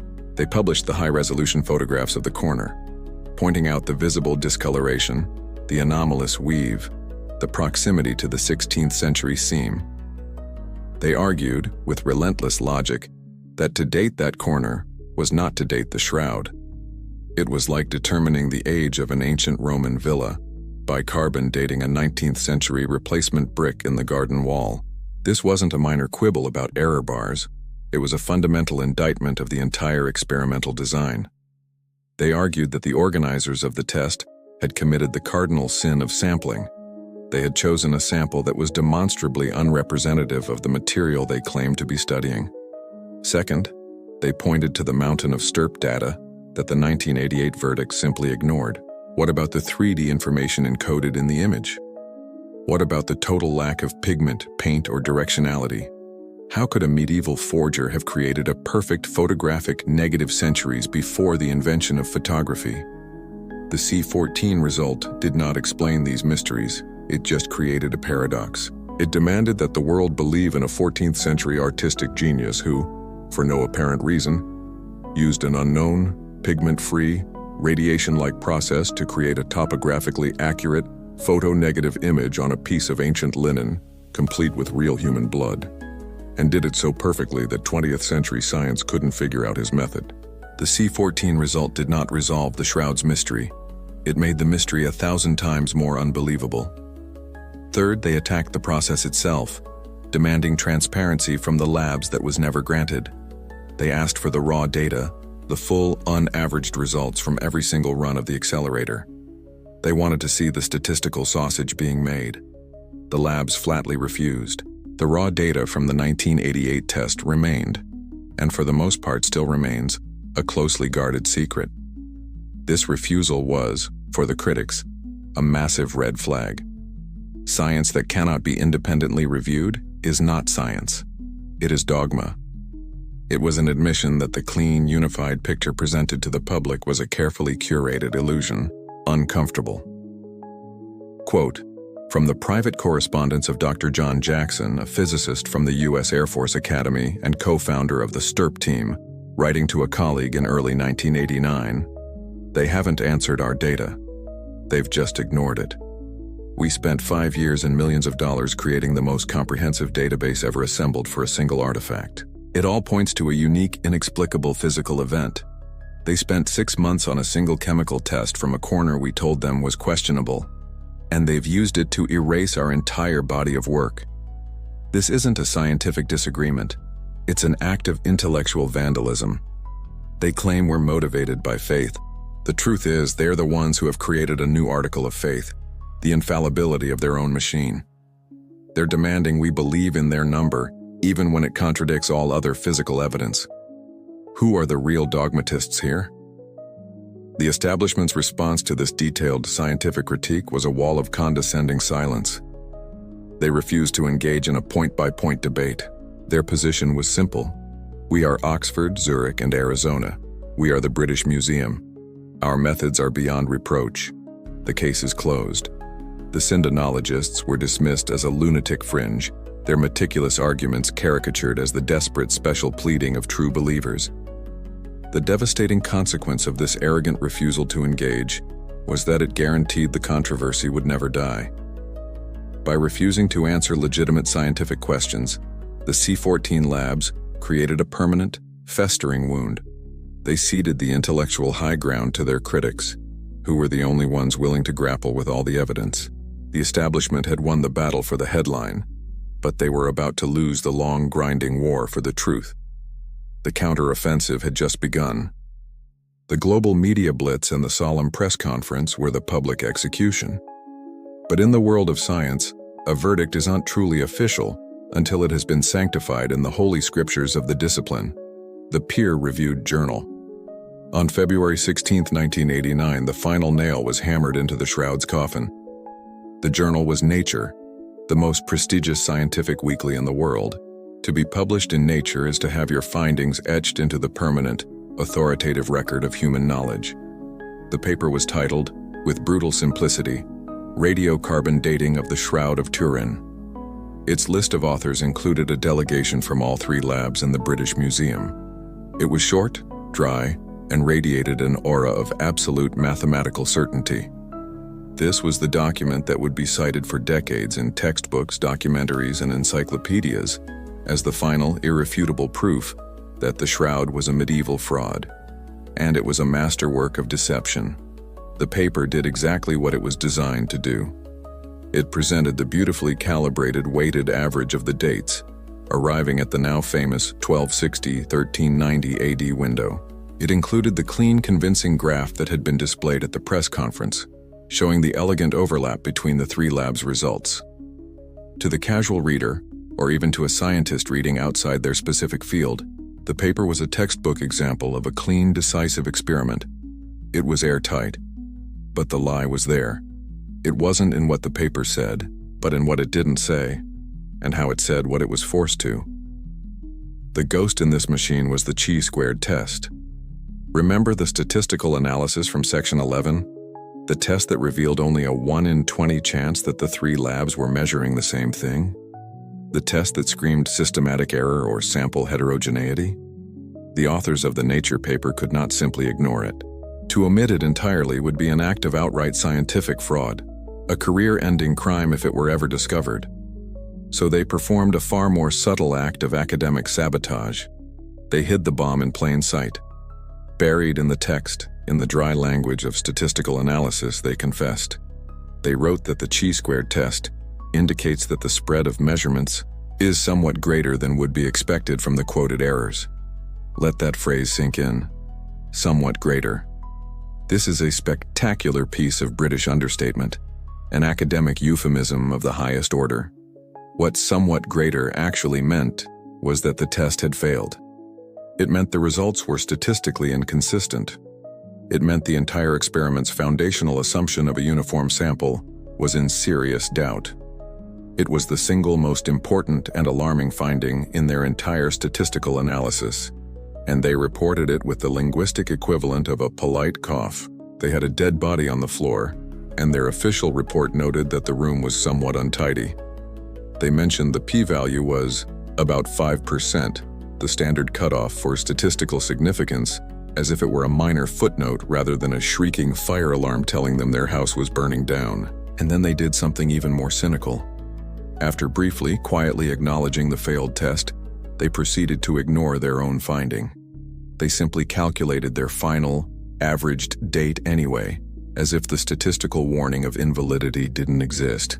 It was the equivalent of a physician noting their patient has a raging fever and a gunshot wound, and then concluding that the best course of action is to give him an aspirin and send him home. The entire validity of their final averaged number rested on the assumption that the data from the three labs was consistent. Their own statistical test showed that it wasn't. They published the test result in the final number in the same paper, a paradox held together only by the sheer institutional authority of Nature magazine and its authors. Uncomfortable. Quote, from an anonymous peer reviewer's confidential comments on the submitted manuscript for the Nature paper. This is the kind of note that is never made public, the voice of a gatekeeper wrestling with their conscience. The paper is clearly a landmark, and its publication is of major public and scientific importance. The methodology appears robust. However, I am troubled by the handling of the chi-squared test. This kind of professional wrestling with the truth happens all the time. The recommendation was likely ignored. The pressure to publish this historic, headline-grabbing paper was too immense. The devastating consequence of this act of concealment in plain sight was that it created an official scientific record that was a lie of omission. For 30 years, defenders of the 1988 verdict could point to the Nature paper as their bedrock evidence, their gold standard. They could say, "Look, it was published in the world's best journal. It passed peer review." But the paper itself contained the poison pill that invalidated its own conclusion. The math was right there on the page, confessing the experiment's fatal flaw. They didn't lie about the numbers. They just lied about what the numbers meant. And they did it in the most respected scientific journal on the planet. For 15 years, the Nature paper stood like a fortress. The scientific debate was, for all intents and purposes, over. The syndenologists and their critiques were a cottage industry of dissent. But in the mainstream world of academia and media, the Shroud was a closed case, a solved crime. The verdict of medieval fake was the official, unshakable truth. But the problem with burying evidence is that it doesn't decompose. It waits. And in the early 2000s, one of the original high priests of Shroud science, a man with unimpeachable credentials and a reputation for intellectual rigor, would be the one to start digging. His name was Ray Rogers, and his discovery would be the scientific equivalent of a deathbed confession. Ray Rogers was not a syndenologist. He was a chemist. He had spent his career at the Los Alamos National Laboratory, the birthplace of the atomic bomb. He was a fellow of the lab, a position reserved for its most distinguished scientists. Crucially, he had been the head of the chemistry group for the 1978 STIRP investigation. He was an insider, a man of hard data, and he was deeply skeptical of anything that smacked of fringe science. For years after the 1988 carbon dating, Rogers was a staunch defender of the official narrative. While he knew the STIRP data was inexplicable, he accepted the C14 results as a bitter but necessary scientific truth. The cloth was medieval. He believed the science because that's what a scientist does. He had no time for the elaborate theories of invisible weaving and medieval patches. He considered them to be wishful thinking, the last refuge of believers who couldn't accept defeat. Then, in 2002, a pair of amateur researchers, Sue Benford and Joe Marino, who had been championing the repair theory for years, directly challenged him. They presented him with their detailed analysis, arguing that the corner sample area was a patch. Rogers, confident in his own knowledge and annoyed by what he saw as amateur speculation, decided to put the matter to rest once and for all. He would use his access to the original STIRP materials, actual threads from the Shroud preserved for 25 years, to scientifically prove them wrong. He would demonstrate using hard chemistry that the linen from the Rise sample corner was identical to the linen from the rest of the Shroud. He set out to debunk the conspiracy theory. Instead, he proved it was true. This was his road to Damascus, and it began in a chemistry lab. Rogers possessed a priceless archive, sticky tape samples lifted by the STIRP team in 1978.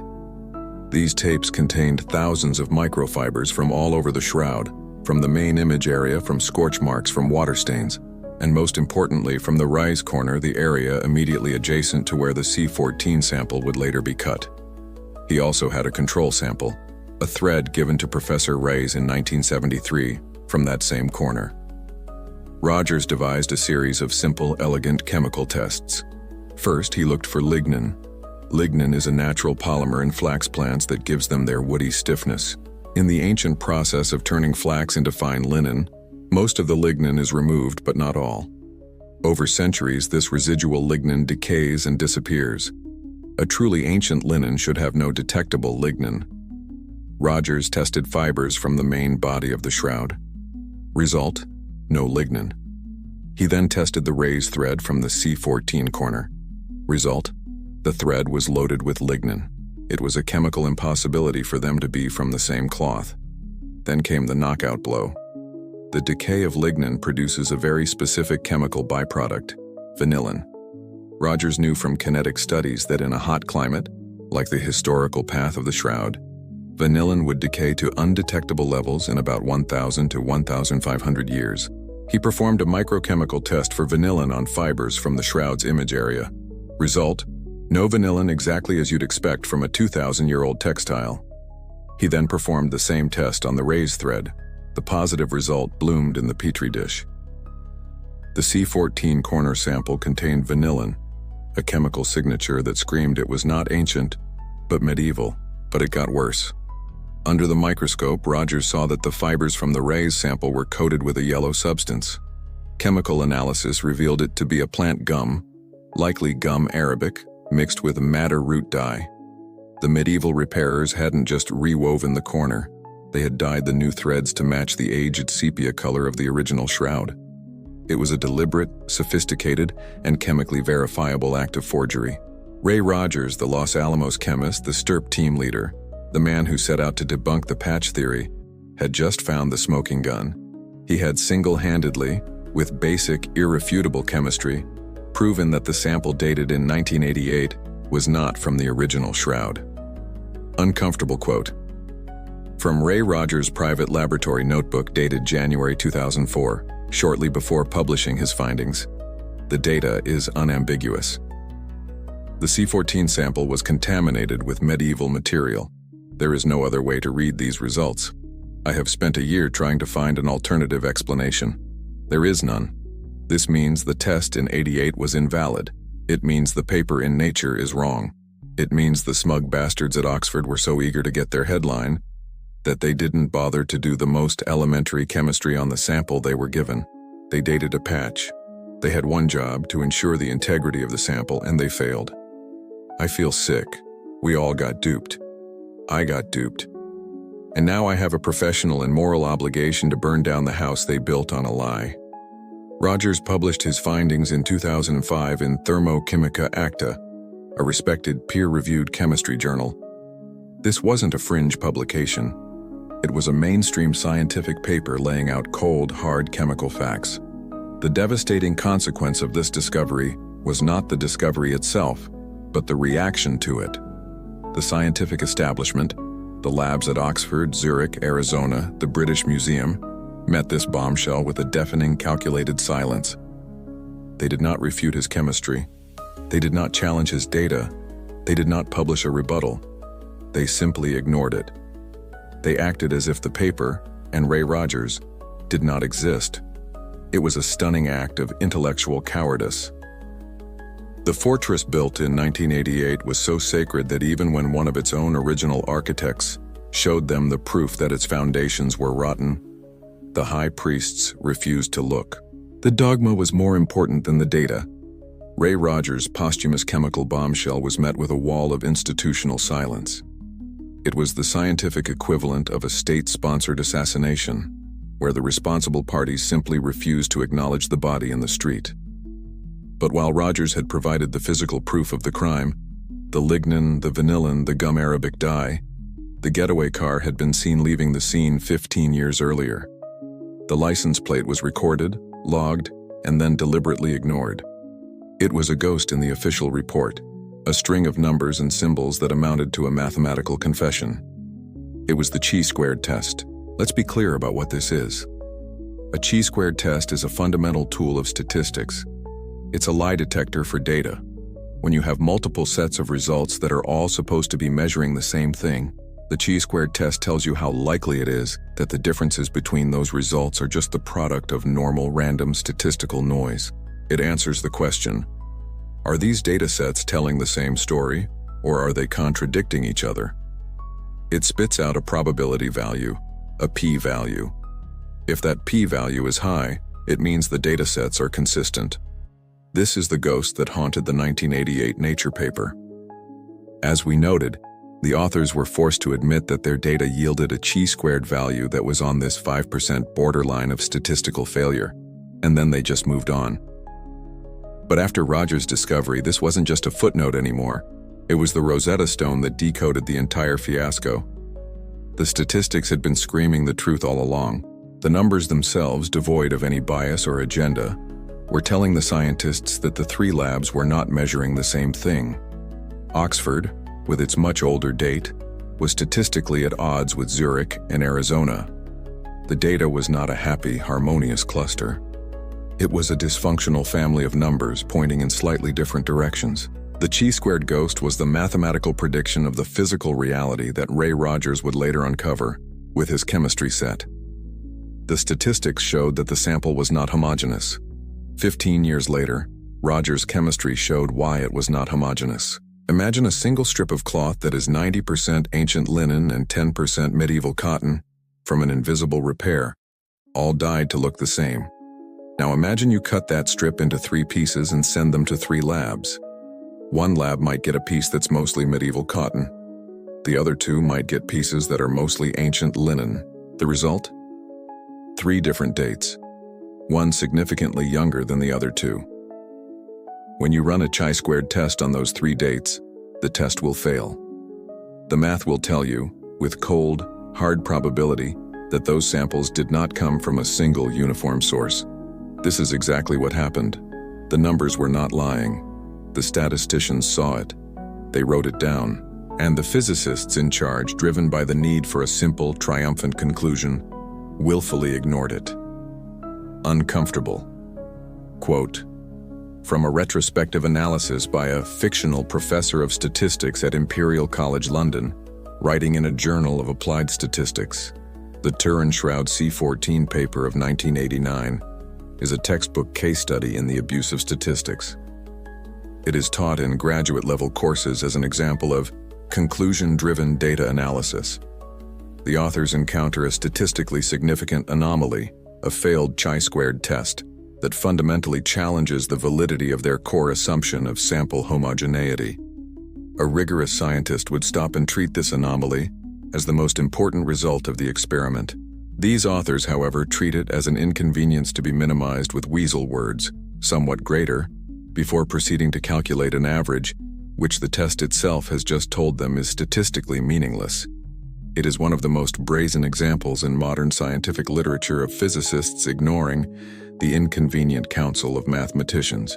They built a beautiful house, but the surveyor's report that clearly stated it was on a sinkhole was relegated to a footnote in the appendix.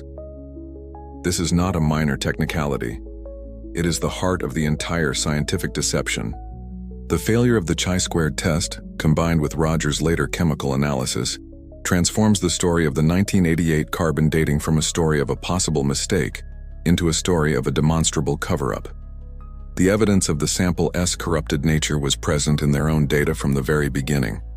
They didn't need to know about invisible reweaving or lignin decay rates. The numbers themselves were waving a giant red flag, and the project leaders ordered their statisticians to lower it. The devastating consequence of this is that it exposes the profound intellectual corruption at the heart of the project. The goal was never to find the truth in all its potential complexity. The goal was to produce a number. The chi-squared test was the conscience of the data, and they silenced it. It was the ghost in the machine, a silent witness to a scientific crime, waiting patiently for decades until other evidence would finally allow it to speak. The ghost of the chi-squared test was a problem for the physicists. The damning chemistry of Ray Rogers was a problem for the historical record. But for one man, the entire affair was a slow motion, personal crucifixion. Cardinal Anastasio Balestrero, the Archbishop of Turin, was the man caught in the gears of this relentless machine. He was not a scientist. He was a pastor, a scholar, and a prince of the church, a bureaucrat in a system that prizes stability above all else. He was the papal custodian of the Shroud, a title that made him the legal and spiritual guardian of the mystery. And he was the one who had to stand before the world and publicly bless a verdict that he privately knew was built on a foundation of arrogance, broken promises, and scientific malpractice. Balestrero was not a naive man. He had been a reluctant participant from the start, pushed into authorizing the test by irresistible pressure from both the scientific community and reformist elements within the Vatican. He had presided over the 1978 Stirp investigation and had seen firsthand how complex and inexplicable the Shroud truly was. He had heard the warnings from his own textile experts, men like Gabriel Weil, who had told him directly that the chosen sample location was a catastrophic mistake. He had negotiated the protocol in good faith, a document that explicitly forbade the labs from releasing any information until all parties had reviewed the data and agreed on a joint announcement. He was the steward of a fragile trust, and he had watched the scientists, particularly the brash and publicity-hungry Professor Hall at Oxford, shatter that trust with the calculated leak to the press. Imagine his position in August 1988. He wakes up to find the world's newspapers screaming that his most sacred charge is a fake, a conclusion he has not even been officially briefed on. The leak was not just a breach of etiquette, it was a profound act of disrespect, a power play designed to humiliate him and the church to demonstrate that the scientist, not the cardinal, were now in charge of the truth. His rage was, by all accounts, immense. But what could he do? To publicly denounce the labs would be to start a war he could not win. It would be portrayed as the church lashing out because it didn't like the answer science had provided. He was trapped. He had been outmaneuvered, his authority rendered meaningless. His ordeal culminated at that press conference in London. Look again at the photographs from that day. Tite and Hall are triumphant, confident. Balistrero sits beside them, looking grim, isolated, a prisoner on the stage of his own defeat. He read a prepared statement, a masterpiece of diplomatic doublespeak that struggled to maintain a shred of dignity. He thanked the laboratories for their work. He affirmed the church's respect for science. And he stated that the church, for its part, would continue to venerate the shroud not as an historical artifact whose value was determined by a machine, but as an icon, a powerful reminder of the Passion of Christ. It was a tactical retreat, an attempt to move the shroud out of the realm of science and back into the protected territory of faith. But everyone in the room knew what it really was, a surrender. Inconformitam to quote from a purported private journal entry of Cardinal Balistrero, penned the night after the London press conference. This is a dramatized synthesis of his known sentiments. Today I was made to play the part of the fool. I sat beside the Englishman who smiled like a fox who has just raided the henhouse, and I read the words they had prepared for me. I am not a fool. I know what our own experts said about the sample. I know this was not an investigation. It was a race for a headline. They broke their word, they ignored the warnings, and they have handed the world a simple answer to a question that is not simple at all. But Rome wants this finished. They want the shroud problem to go away. To fight this result would be to fight science itself, and that is a battle we lost in the time of Galileo. My duty is not to this cloth, but to the stability of the church. And so I performed my function. I blessed their number. I gave the lie the imprimatur of the Holy See. God will have to forgive me for choosing the institution over the truth. I am not sure that I can. This is the tragic core of Balistrero's burden. He was forced to make a choice between defending a relic, which might indeed be a fake, and protecting his institution from a devastating public relations war. He chose the institution. He sacrificed the shroud to save the church from a battle with scientific modernity it was not equipped to win. The devastating long-term consequence of his forced endorsement was catastrophic. It gave the flawed, statistically invalid, chemically impossible verdict the one thing it still needed to become unassailable: the official stamp of approval from the artifact's own custodians. The Church's public acceptance of the C14 date effectively silenced a generation of internal dissent. How could a priest or a Catholic scientist question the result when the Archbishop of Turin himself had accepted it? Cardinal Balistrero, a good man in an impossible position, was forced to become the final, crucial accomplice in the burial of the truth. Cardinal Balistrero was forced to sacrifice the truth of the cloth to preserve the stability of his institution, but the cloth itself, silent for centuries, had its own way of keeping records. The evidence of the crime wasn't buried in a secret Vatican archive or a physicist's locked file cabinet. It was hiding in plain sight, twisted into the very threads that had been so cavalierly snipped off and sent to the labs. While the grand narrative of science versus religion played out in the headlines, a far more powerful truth was waiting to be discovered under the microscope. The real conspiracy was not one of men, but of material. It was a conspiracy of cotton and linen. After Ray Rogers' chemical bombshell proved the C14 sample was contaminated, a new generation of researchers went back to the archives. They re-examined the STIRP sticky tapes. They analyzed the leftover threads from the Ray's sample. They subjected the fibers to forensic microscopy, the kind of analysis used in a modern crime lab to link a single thread from a suspect's clothing to a crime scene. And what they found provided the final physical proof of the invisible repair. It all came down to the cotton. The shroud is, of course, a linen textile, woven from the fibers of the flax plant. But for decades, shroud researchers had known that it contains trace amounts of cotton, specifically Gossypium herbaceum, an Old World species of cotton commonly grown in the Middle East in antiquity. The presence of these sparse cotton fibers was actually a powerful piece of evidence for the shroud's authenticity. Primitive looms in the 1st century Middle East would have been used to weave both linen and cotton, and cross-contamination was almost inevitable. A medieval European weaver, working on a pristine European loom, would have produced a pure linen fabric. So the trace cotton was a geographical and historical fingerprint pointing away from Europe and towards the ancient Levant. But here is the devastating twist. The cotton found in the main body of the shroud was not the same as the cotton found in the C14 sample corner. Under the microscope, the difference was stark and undeniable.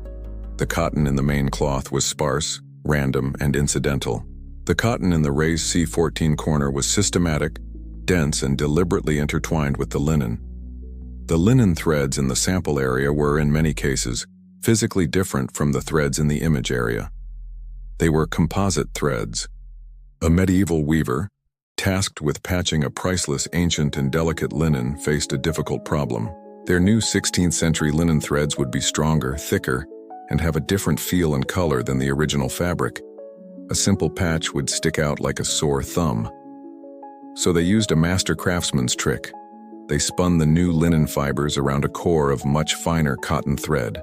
This created a composite thread that was more flexible, had a texture and weight that better mimicked the ancient worn linen, and was more receptive to the dye they used to color, match the repair to the aged patina of the original cloth. This was it, the material proof, the physical mechanism of the contamination that Ray Rogers' chemistry had detected. The labs in 1988 didn't just date a sample contaminated with surface grime or soot. They dated a different material altogether. They put a linen-cotton composite textile, skillfully fabricated in the 16th century, into their multi-million-dollar machines and got a surprise medieval date. The entire experiment was like trying to determine the age of a prehistoric skeleton by carbon dating its modern surgical steel hip replacement. Uncomfortable. Quote, from a forensic report by a textile analyst examining microphotographs of the raised sample fibers, the evidence is conclusive and requires no complex interpretation. Fiber sample A, from the shroud's interior, is a classic ancient linen with incidental Gossypium herbaceum inclusions.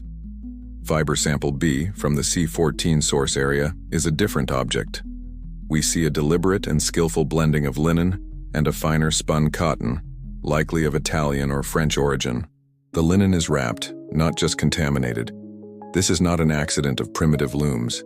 It is the signature of a sophisticated European repair technique. The physicists looked for isotopic ratios. They should have been looking at the threads. They spent millions accelerating atoms to the speed of light, when a $20 microscope and a trained eye could have told them they were looking at a patch. This is not a failure of technology. It is a failure of curiosity. The devastating consequence of this microscopic discovery is that it exposes the entire 1988 project as a category error. They answered the question, how old is this sample, with incredible precision, but they never bothered to ask the most fundamental question of all. What is this sample? The refusal of the scientific establishment to even acknowledge this forensic evidence far more direct and tangible than isotopic ratios, is damning. It reveals that their commitment was not to the truth of the object, but to the authority of their test. The threads themselves contained the story of the deception, a secret kept not by men, but by the quiet, meticulous work of a 16th century nun, a master weaver whose subtle craft would, 4 centuries later, make fools of some of the most brilliant scientists on Earth. The microscopic threads of the shroud held the physical proof of a medieval repair. Ray Rogers' chemistry had uncovered the motive and means. The ghost of the chi-squared test had recorded the statistical confession.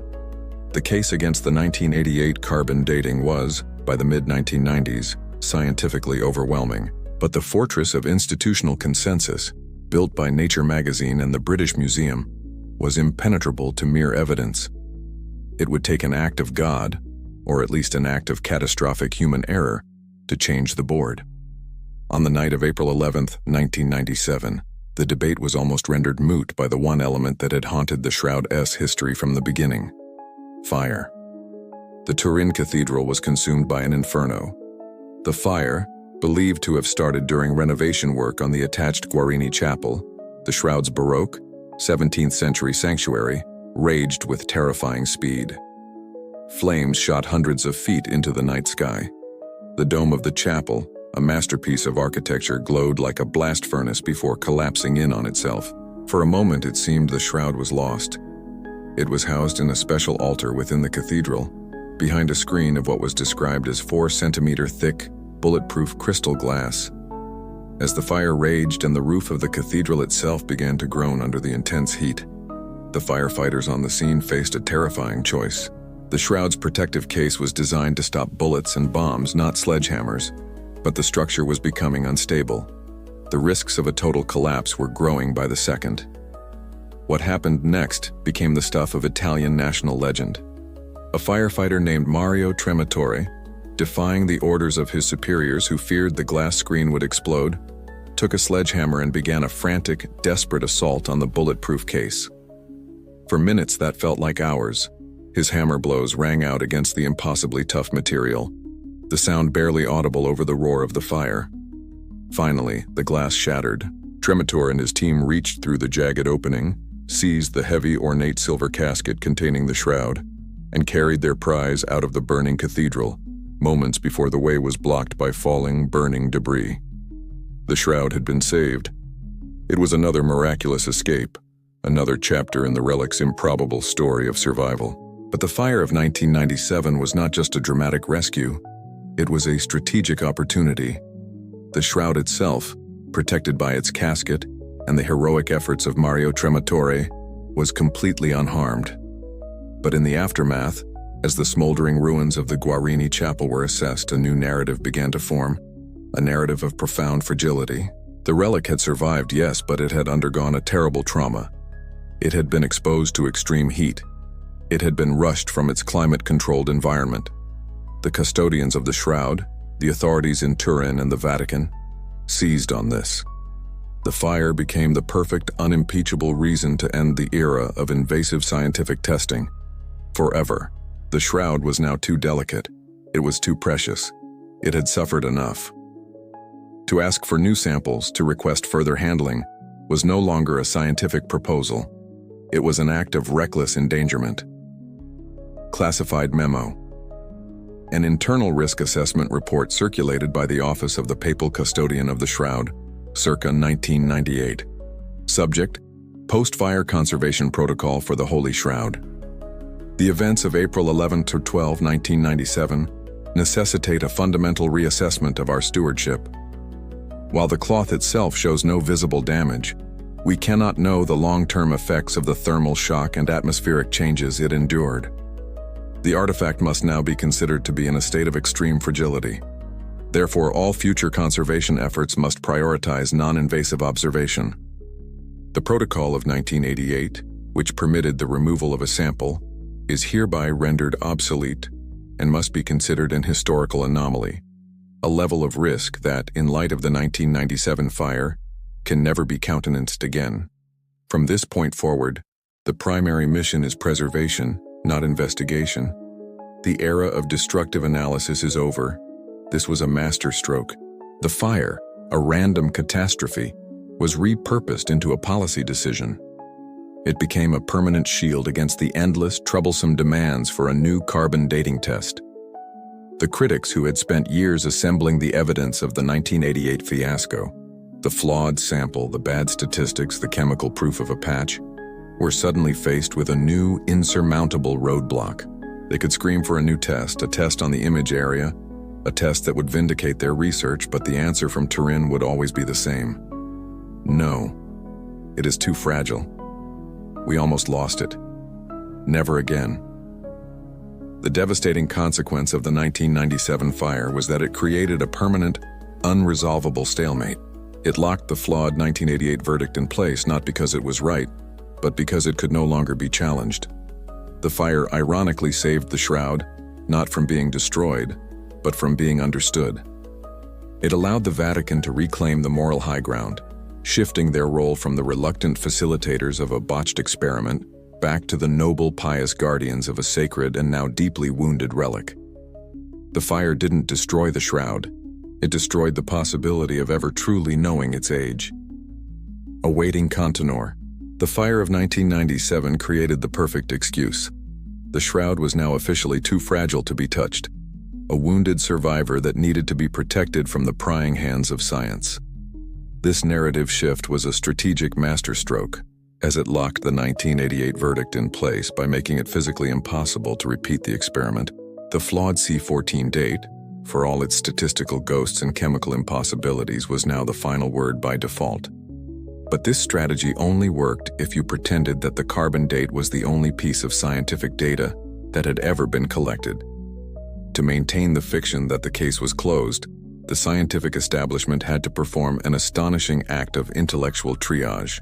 They had to take a veritable mountain of contradictory evidence, decades of research from dozens of scientists across multiple disciplines, and declare all of it irrelevant. They didn't refute it.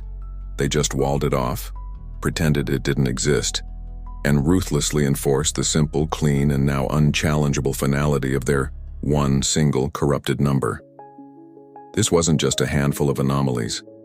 It was a consilience of evidence, a dozen independent lines of inquiry that all pointed away from medieval Europe and towards first-century Jerusalem.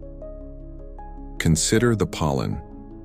In 1973 and 1978, a Swiss criminologist named Max Frey, a pioneer in forensic botany, was allowed to press sticky tapes onto the Shroud's surface.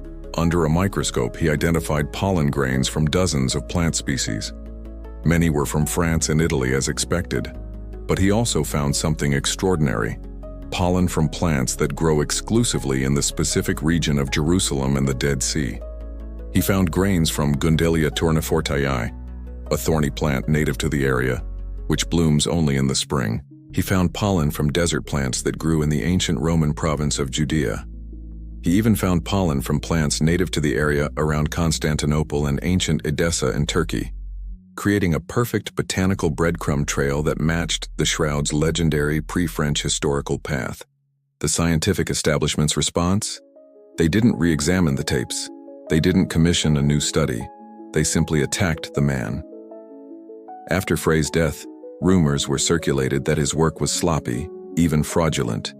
His data, which provided a direct physical link between the Shroud and the time and place of Christ, was dismissed as unreliable and conveniently forgotten. Then there were the coins. One of the most bizarre and specific findings of the STURP team was the identification of faint, button-like circles over the Shroud image's eyes. Using advanced image processing techniques, researchers identified markings and letters on these faint circles that seemed to match a very specific and rare coin, a Pontius Pilate lepton, a small bronze coin minted in Jerusalem between 29 and 32 AD. The theory was that coins had been placed on the eyes of the man in the Shroud, a common Jewish burial custom of the period. The faint imprint of the coin's unique design was left on the cloth. For skeptics, this was the ultimate example of pareidolia, the human tendency to see patterns in random data. It was dismissed as wishful thinking, as seeing Jesus in a piece of toast. But the patterns were specific, measurable, and matched the known iconography of a coin from the exact right time and place. This data was not disproven. It was ridiculed. This systematic dismissal continued across every field. What about the 3D topographical information encoded in the image? A feature no medieval or modern artist has ever been able to replicate. The C14 establishment simply changed the subject. What about the forensic pathology of the blood? The STURP team had proven it was real human blood, type AB, with high levels of bilirubin, a chemical signature of a man who had died under extreme physical trauma. The blood flows themselves were medically perfect, showing, for example, how blood from a nail wound in the wrist would flow down the arm at 2 different angles, corresponding to the victim shifting his weight on the cross to breathe.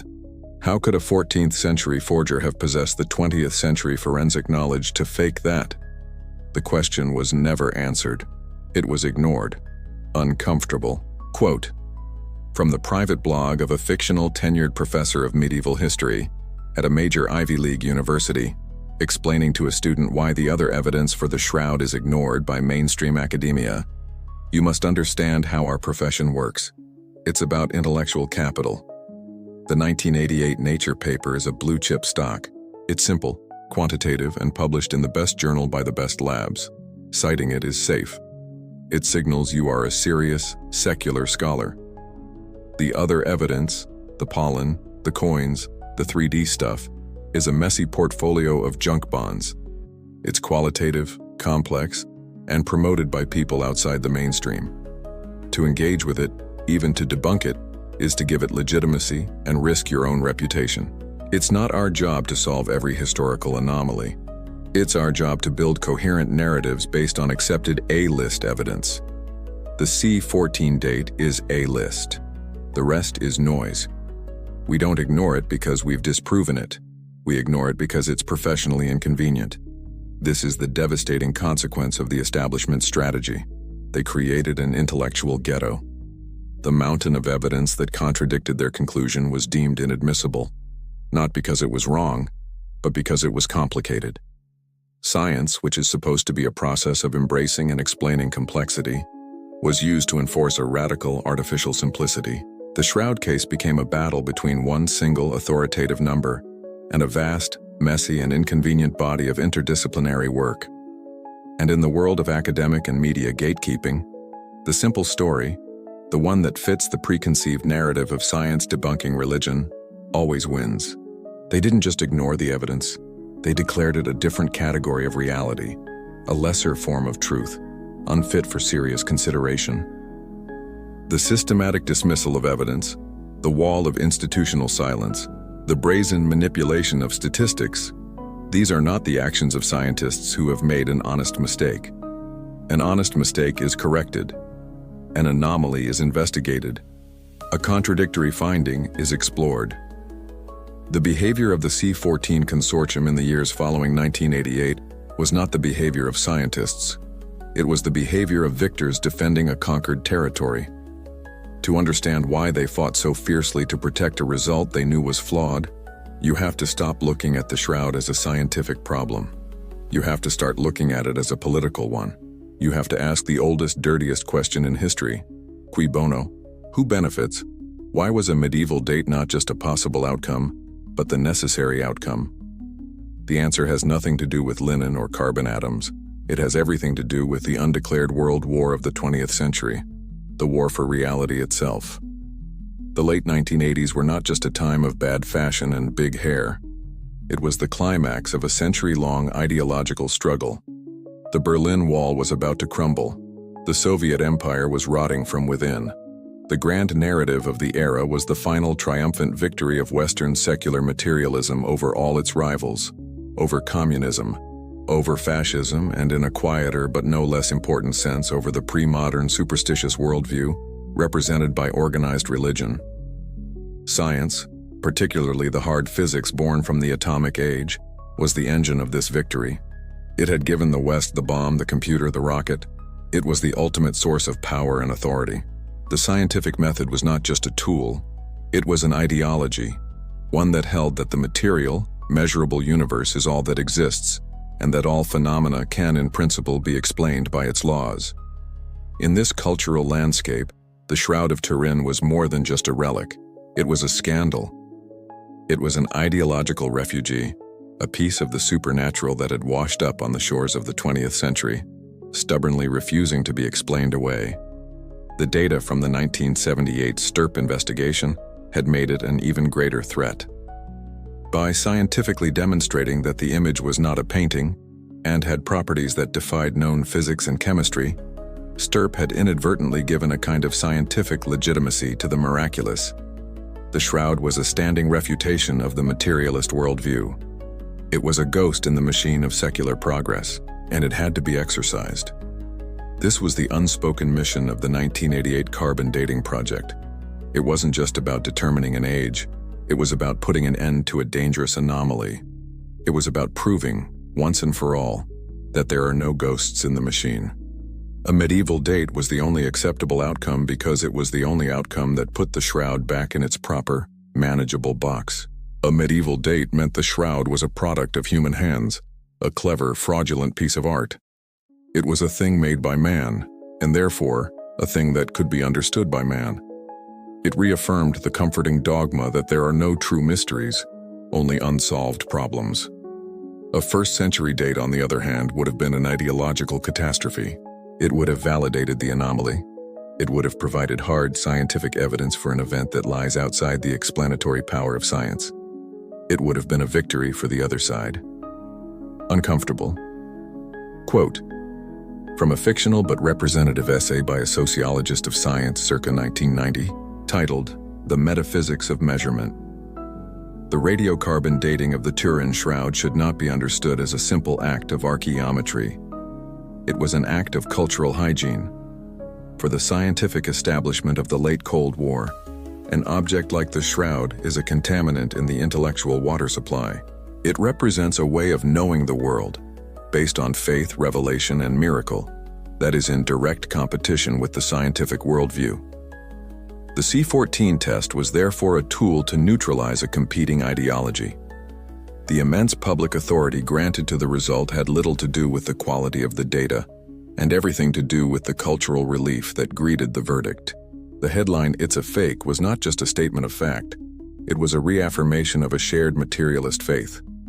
It was the scientific equivalent of a creed. We believe in one universe, measurable and knowable, and we reject all phenomena that cannot be contained therein. This is the hidden motive that explains the ferocity, the arrogance, and the intellectual dishonesty of the C14 establishment. They were not merely scientists, they were soldiers in a holy war for the soul of the modern world. They saw themselves as the cavalry of reason, charging in to save the public from the clutches of medieval superstition. This is why they were so willing to ignore the warnings of the textile experts, to dismiss the chi-squared anomaly, to stonewall Ray Rogers. The mission was too important to be compromised by inconvenient facts. The devastating consequence of this ideological crusade was that it inflicted a terrible self-inflicted wound on the credibility of science itself. By turning a scientific measurement into an act of war, they created a situation where their eventual inevitable defeat would look not like a simple correction of the record, but like the fall of a corrupt regime. They had claimed the absolute authority of science to deliver a final truth. When that truth began to crumble, it called into question not just their result, but the very authority they had claimed in the first place. And so the verdict was rendered, born not of pure science, but of ideological necessity. It was a fortress built to protect the materialist worldview from a single, inconvenient ghost. For a time, it seemed impregnable. The authority of its architects, Oxford, Nature, the British Museum, was absolute. But fortresses, no matter how imposing, are subject to the slow, relentless erosion of time and truth. The unassailable verdict of 1988 did not stand forever. It began to collapse. Not in a single dramatic explosion, but through a slow, agonizing process of corrosion, a death by 1,000 cuts, as new evidence seeped through the cracks and ate away at its foundations. The first major fissure, as we saw, was opened by one of their own, Ray Rogers. His 2005 paper was the scientific equivalent of a high-ranking party official, defecting and revealing the location of the mass graves. The chemical proof of lignin, vanillin, and dye-binding gums in the C14 corner was not a theory, it was a physical fact. It demonstrated that the material tested was chemically different from the main body of the shroud. This should have been the end of the story. In a healthy scientific culture, the original labs would have been compelled to respond, to re-examine their data, to issue a correction or a defense. They did nothing. They greeted the bombshell with a silence so profound it was a confession in itself. Then came the forensic microscopy, confirming Rogers' chemistry with visual, structural evidence. The discovery of the linen-cotton composite threads in the sample area was the final nail in the coffin of the homogeneous sample assumption. This wasn't contamination, it was fabrication. Again, the peer-reviewed papers were published. And again, the establishment remained silent. These were not minor challenges. They were fundamental, evidence-based refutations of the 1988 experiment's core validity. Yet the original verdict remained the official, textbook truth. As the years went on, the corrosion spread. Independent statisticians with no dog in the Shroud fight went back and reanalyzed the data as it was presented in the Nature paper. They confirmed what the original authors had tried to hide in their footnotes. The chi-squared test was a catastrophic failure. One influential 2019 paper by a team of Italian researchers went further. They demonstrated that if you simply plotted the raw data points from the 3 labs on a timeline, they did not cluster randomly around a single date. Instead, they showed a clear linear trend. The samples tested by Oxford were consistently older than Zurich's, which were consistently older than Arizona's. This suggested not random error, but a gradient, exactly what you would expect if the sample strip was cut from a point where an ancient, original cloth was expertly blended into a newer, medieval repair patch. The math, once again, was telling the story of the invisible weave. Faced with this mounting tide of contradictory evidence, chemical, forensic, and statistical, the critics of the 1988 verdict made a simple, reasonable, and profoundly scientific request: release the raw data. This became the central battleground of the entire controversy for 3 decades. The request was not to retract the conclusion, but to show the work. Let independent researchers see the full, unaveraged, uncalibrated numbers from every single run of the accelerators. Let the scientific community have access to the lab notebooks, the pre-treatment logs, the precise weights and measures. This is the bedrock principle of the scientific method: reproducibility and transparency. A finding that cannot be independently verified is not science. The response from the C14 consortium was a unified, categorical, and permanent no. The British Museum, the official custodian of the data, has for over 30 years refused all requests to release the full records. The reasons given have been weak and evasive. The data is complex and would be misinterpreted. The original scientists have retired or died. The records are archived and difficult to access. These are the excuses of a bureaucracy, not a scientific institution. The refusal is so out of step with scientific norms that it is, in itself, the most powerful evidence that they have something to hide. Uncomfortable. Quote, from a fictional retired physicist formerly affiliated with one of the C14 labs, speaking off the record to an academic historian. You have to understand the psychology. We can never release that data, ever. To do so would be institutional suicide. For 30 years, the museum, the university, the journal, our entire legacy, has been built on the foundation that this was a clean and definitive test. If we release the raw numbers, and some PhD student in Italy or America finds the proof in our own data that we screwed up, that we missed the contamination, that the statistics were even worse than what we published, what then? It's not about the Shroud anymore, it's about institutional infallibility. We declared a truth. We cannot now undeclare it. Releasing the data would mean admitting that the critics, the lunatic fringe, might have been right all along. No institution on Earth willingly signs its own death warrant. The files will remain sealed. The devastating consequence of this stonewalling is that it has created a zombie verdict. The 1988 result is scientifically dead, killed by chemistry, forensics, and statistics, but it continues to walk the earth, cited in encyclopedias and documentaries as if it were still alive. The refusal to release the data is a tacit admission of guilt, an act of intellectual cowardice that has done more damage to the reputation of the institutions involved than any retraction ever could. The collapse is slow and agonizing precisely because of this impasse. The evidence of the verdict's failure is overwhelming, but the perpetrators refuse to allow the body to be officially declared dead. They have locked the truth in a filing cabinet and are hoping that everyone simply forgets it. There. The zombie verdict of 1988. scientifically dead but institutionally unkillable, staggers on. But the most baffling accomplice in this ongoing crime against the historical record is not a scientist or a museum director. It is the victim's own family, the Vatican, the Holy See, the official custodians of the Shroud of Turin. For 3 decades they have possessed the motive, the means, and the opportunity to expose the 1988 test as the fraud it was. They hold the key to the ultimate appeal. They and they alone can authorize a new test, a clean test, on a pristine sample from the image area, using multiple labs in a transparent protocol. Such a test would, in all likelihood, vindicate their most sacred relic, overturn the humiliating verdict of medieval fake, and prove the syndenologists and their decades of thankless research correct. And yet their response has been a deafening, absolute, and unyielding silence. Why? The official excuse, of course, is the fire. The convenient catastrophe of 1997 provided the perfect, piety-soaked cover story.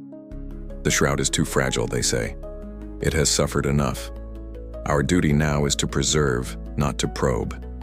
It is a beautiful sentiment and a brilliant piece of public relations. It is also, from a scientific standpoint, utter nonsense. The technology of accelerator mass spectrometry has advanced light years since 1988. A definitive date could now be obtained from a single thread, a sample so small it would be all but invisible, removed with the precision of a microsurgeon. The argument of fragility is a shield, a smokescreen. The Vatican's silence is not born of a conservator's caution. It is born of a politician's fear. It is the silence of an institution that has looked at the chessboard, calculated all the possible moves, and realized that the only winning move is not to play. To understand this paralysis, you must revisit the cold, hard risk assessment they made back in the early 1980s, before they ever agreed to the first test. The Vatican is caught in the exact same trap today, only now the stakes are higher and the memories of betrayal are fresh. Let's analyze the 2 possible outcomes of a new, definitive test.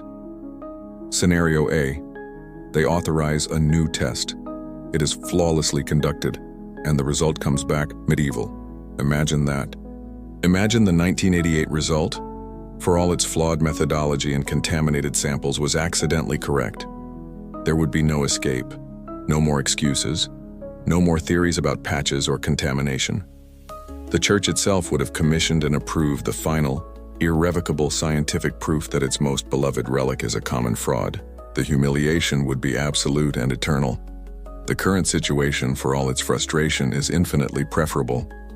Right now, there is ambiguity. Believers can point to the mountain of evidence against the 1988 test. The shroud remains a mystery, a matter of faith and debate. A second medieval result would extinguish that debate, and that faith, forever. Now consider the even more dangerous scenario B. The new test is performed, and it comes back 1st century AD. A stunning vindication, right? A global triumph for the Church. Not at all. From the Vatican's cynical, long-term perspective, this might be the worst outcome. As we explored earlier, a scientifically proven shroud is a theological disaster. It ceases to be an icon of faith and becomes a laboratory specimen. The mystery that gives it its spiritual power is stripped away, replaced by a cold, hard data point.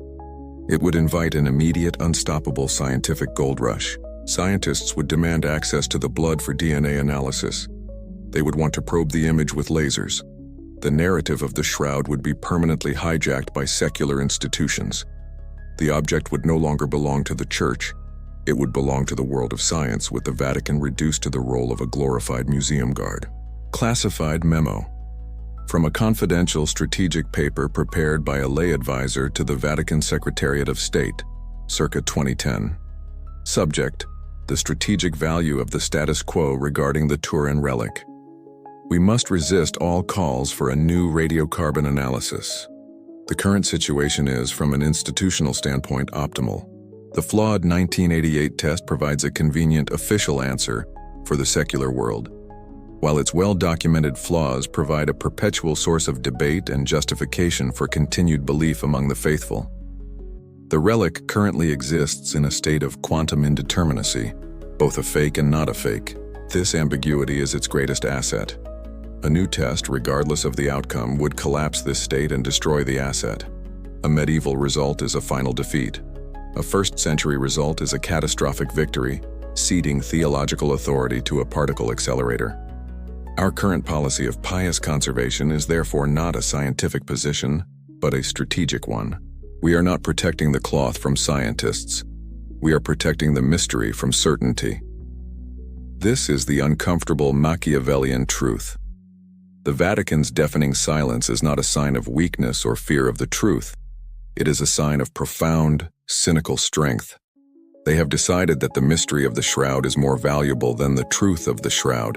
The devastating consequence of this policy is that it makes the Church a silent partner in the lie of 1988. By refusing to authorize the very test that could exonerate their relic, they are allowing the flawed verdict to stand as the official version of history.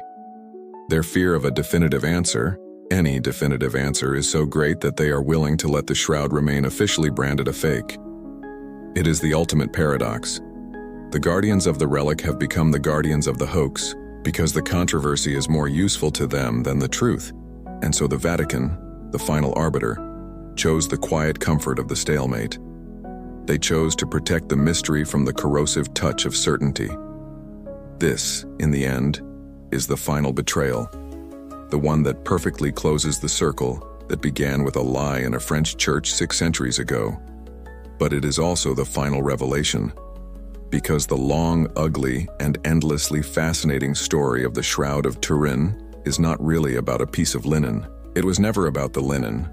The linen is silent. It is a passive object, a canvas onto which we have projected our greatest hopes, our deepest fears, and our most profound institutional pathologies. The Shroud of Turin is a mirror, and for the last 100 years it has shown us nothing but our own grotesque reflections. Look what it has shown us about the nature of modern science. It reflected an institution so convinced of its own righteousness, so committed to its ideological war against the supernatural, that it sacrificed the very principles it claims to hold sacred. It showed us the world's most brilliant physicists, blinded by hubris, designing a test that was a masterpiece of political theater and a travesty of the scientific method. It reflected their willingness to ignore the warnings of other disciplines, to bully their way to a foregone conclusion, and to suppress the inconvenient mathematics that screamed from their own data. When confronted with irrefutable chemical and forensic proof of their error, it reflected not a noble pursuit of truth, but the petty, terrified silence of a corrupt regime protecting its power. The shroud became the object that proved that science as an institution can be just as dogmatic, just as prejudiced, and just as terrified of a genuine mystery as any medieval religion. And look what it has shown us about the nature of the Church. It reflected an institution whose primary directive is not the pursuit of divine truth, but the management of its own earthly power. In the 14th century, it reflected a papacy willing to authorize the veneration of an object its own bishops had declared a fraud, simply because it was profitable and politically expedient. In the 20th century, it reflected a bureaucracy so terrified of losing control of the narrative that it surrendered its most sacred object to a hostile power and then endorsed the humiliating verdict out of a craven need for stability. And now, in the 21st century, it reflects an institution that willfully suppresses the path to the truth, choosing to preserve a useful ambiguity rather than risk a definitive answer. The shroud held up a mirror to the Holy See, and the reflection was not that of a shepherd of souls, but of a cold, calculating, and deeply cynical geopolitical entity. It reflects us too. It shows our desperate need for certainty in a world that offers none. It exposes the human tendency to see what we want to see. Believers finding the face of God in a sepia stain, skeptics seeing only the clever tricks of a con artist. The fight over the shroud is not an academic debate. It is a proxy war for reality itself, and every participant has an agenda. The cloth itself remains aloof, infuriatingly silent. It has survived fires, wars, revolutions, and the even more dangerous attentions of 20th century science. It has absorbed our theories, our prayers, our scorn, and our carbon-14 atoms, and it has given back nothing but its own enigmatic image. Its final and perhaps only miracle is its ability to expose the souls of those who study it. It is the ultimate diagnostic tool. It does not answer our questions. It reveals who we are when we ask them. Uncomfortable. Quote, from the closing chapter of a fictional book by a cynical historian of science titled, The Artifact and Its Reflections. Historians of the future will not care about the radiocarbon age of the Turin Shroud. They will care that, for a century, this single object served as a perfect core sample of human folly. It revealed the scientists to be dogmatists, the priests to be politicians, and the public to be hungry for any certainty it could be fed. The Shroud's true value is not as a relic or a fake, but as an indictment. It is the most meticulously documented case study we have of the failure of our truth-seeking institutions. It proved that when the stakes are high enough, everyone lies. Science lies, the church lies, and they both do it while claiming to be the sole proprietors of the truth. The cloth itself is irrelevant. The mirror is everything. And so we are left here, in the cold, unsatisfying silence of an unresolved mystery. We have a scientifically invalid C14 date that is still treated as the official truth. We have a mountain of contradictory physical evidence that is officially ignored, and we have the two most powerful institutions of Western civilization, the scientific establishment and the Catholic Church, locked in an unspoken conspiracy to never, ever ask the question again. The one thing they can both agree on is that it is better to live with a comfortable lie than to risk an uncomfortable truth. The Shroud of Turin, in the end, did not tell us if a man rose from the dead 2,000 years ago, but it told us with devastating clarity that truth itself can be crucified, buried, and sealed in a tomb, guarded by men in lab coats and men in robes who have too much to lose, if it ever rises again. The story of the Shroud of Turin is ultimately one of profound institutional failure. The verdict of 1988 wasn't just a mistake. It was a symptom of a deeper sickness. We are left in a state of permanent ambiguity, not because the truth is unknowable, but because the institutions we trusted to find it proved themselves more interested in power, narrative control, and self-preservation. The Shroud remains a prisoner, locked away not by chains or bulletproof glass, but by the intersecting agendas of men who are terrified of what it might say if it were ever allowed to speak freely. This podcast synthesizes decades of complex research to tell a coherent story, but the fundamental paradoxes are real. The flawed sample, the failed statistics, the ignored chemical evidence, the institutional stonewalling, these are not fictions. They are the documented facts of a scientific process that was corrupted by its own biases from the very beginning. The official narrative, as is so often the case, is a carefully constructed lie of omission. It is a simple story designed to conceal a messy and inconvenient truth. We encourage you to dig deeper, to look at the primary sources from all sides, and to ask your own questions. Share your findings and your thoughts in the comments below. And that's the truth they tried to bury. Until next time, always question the official story.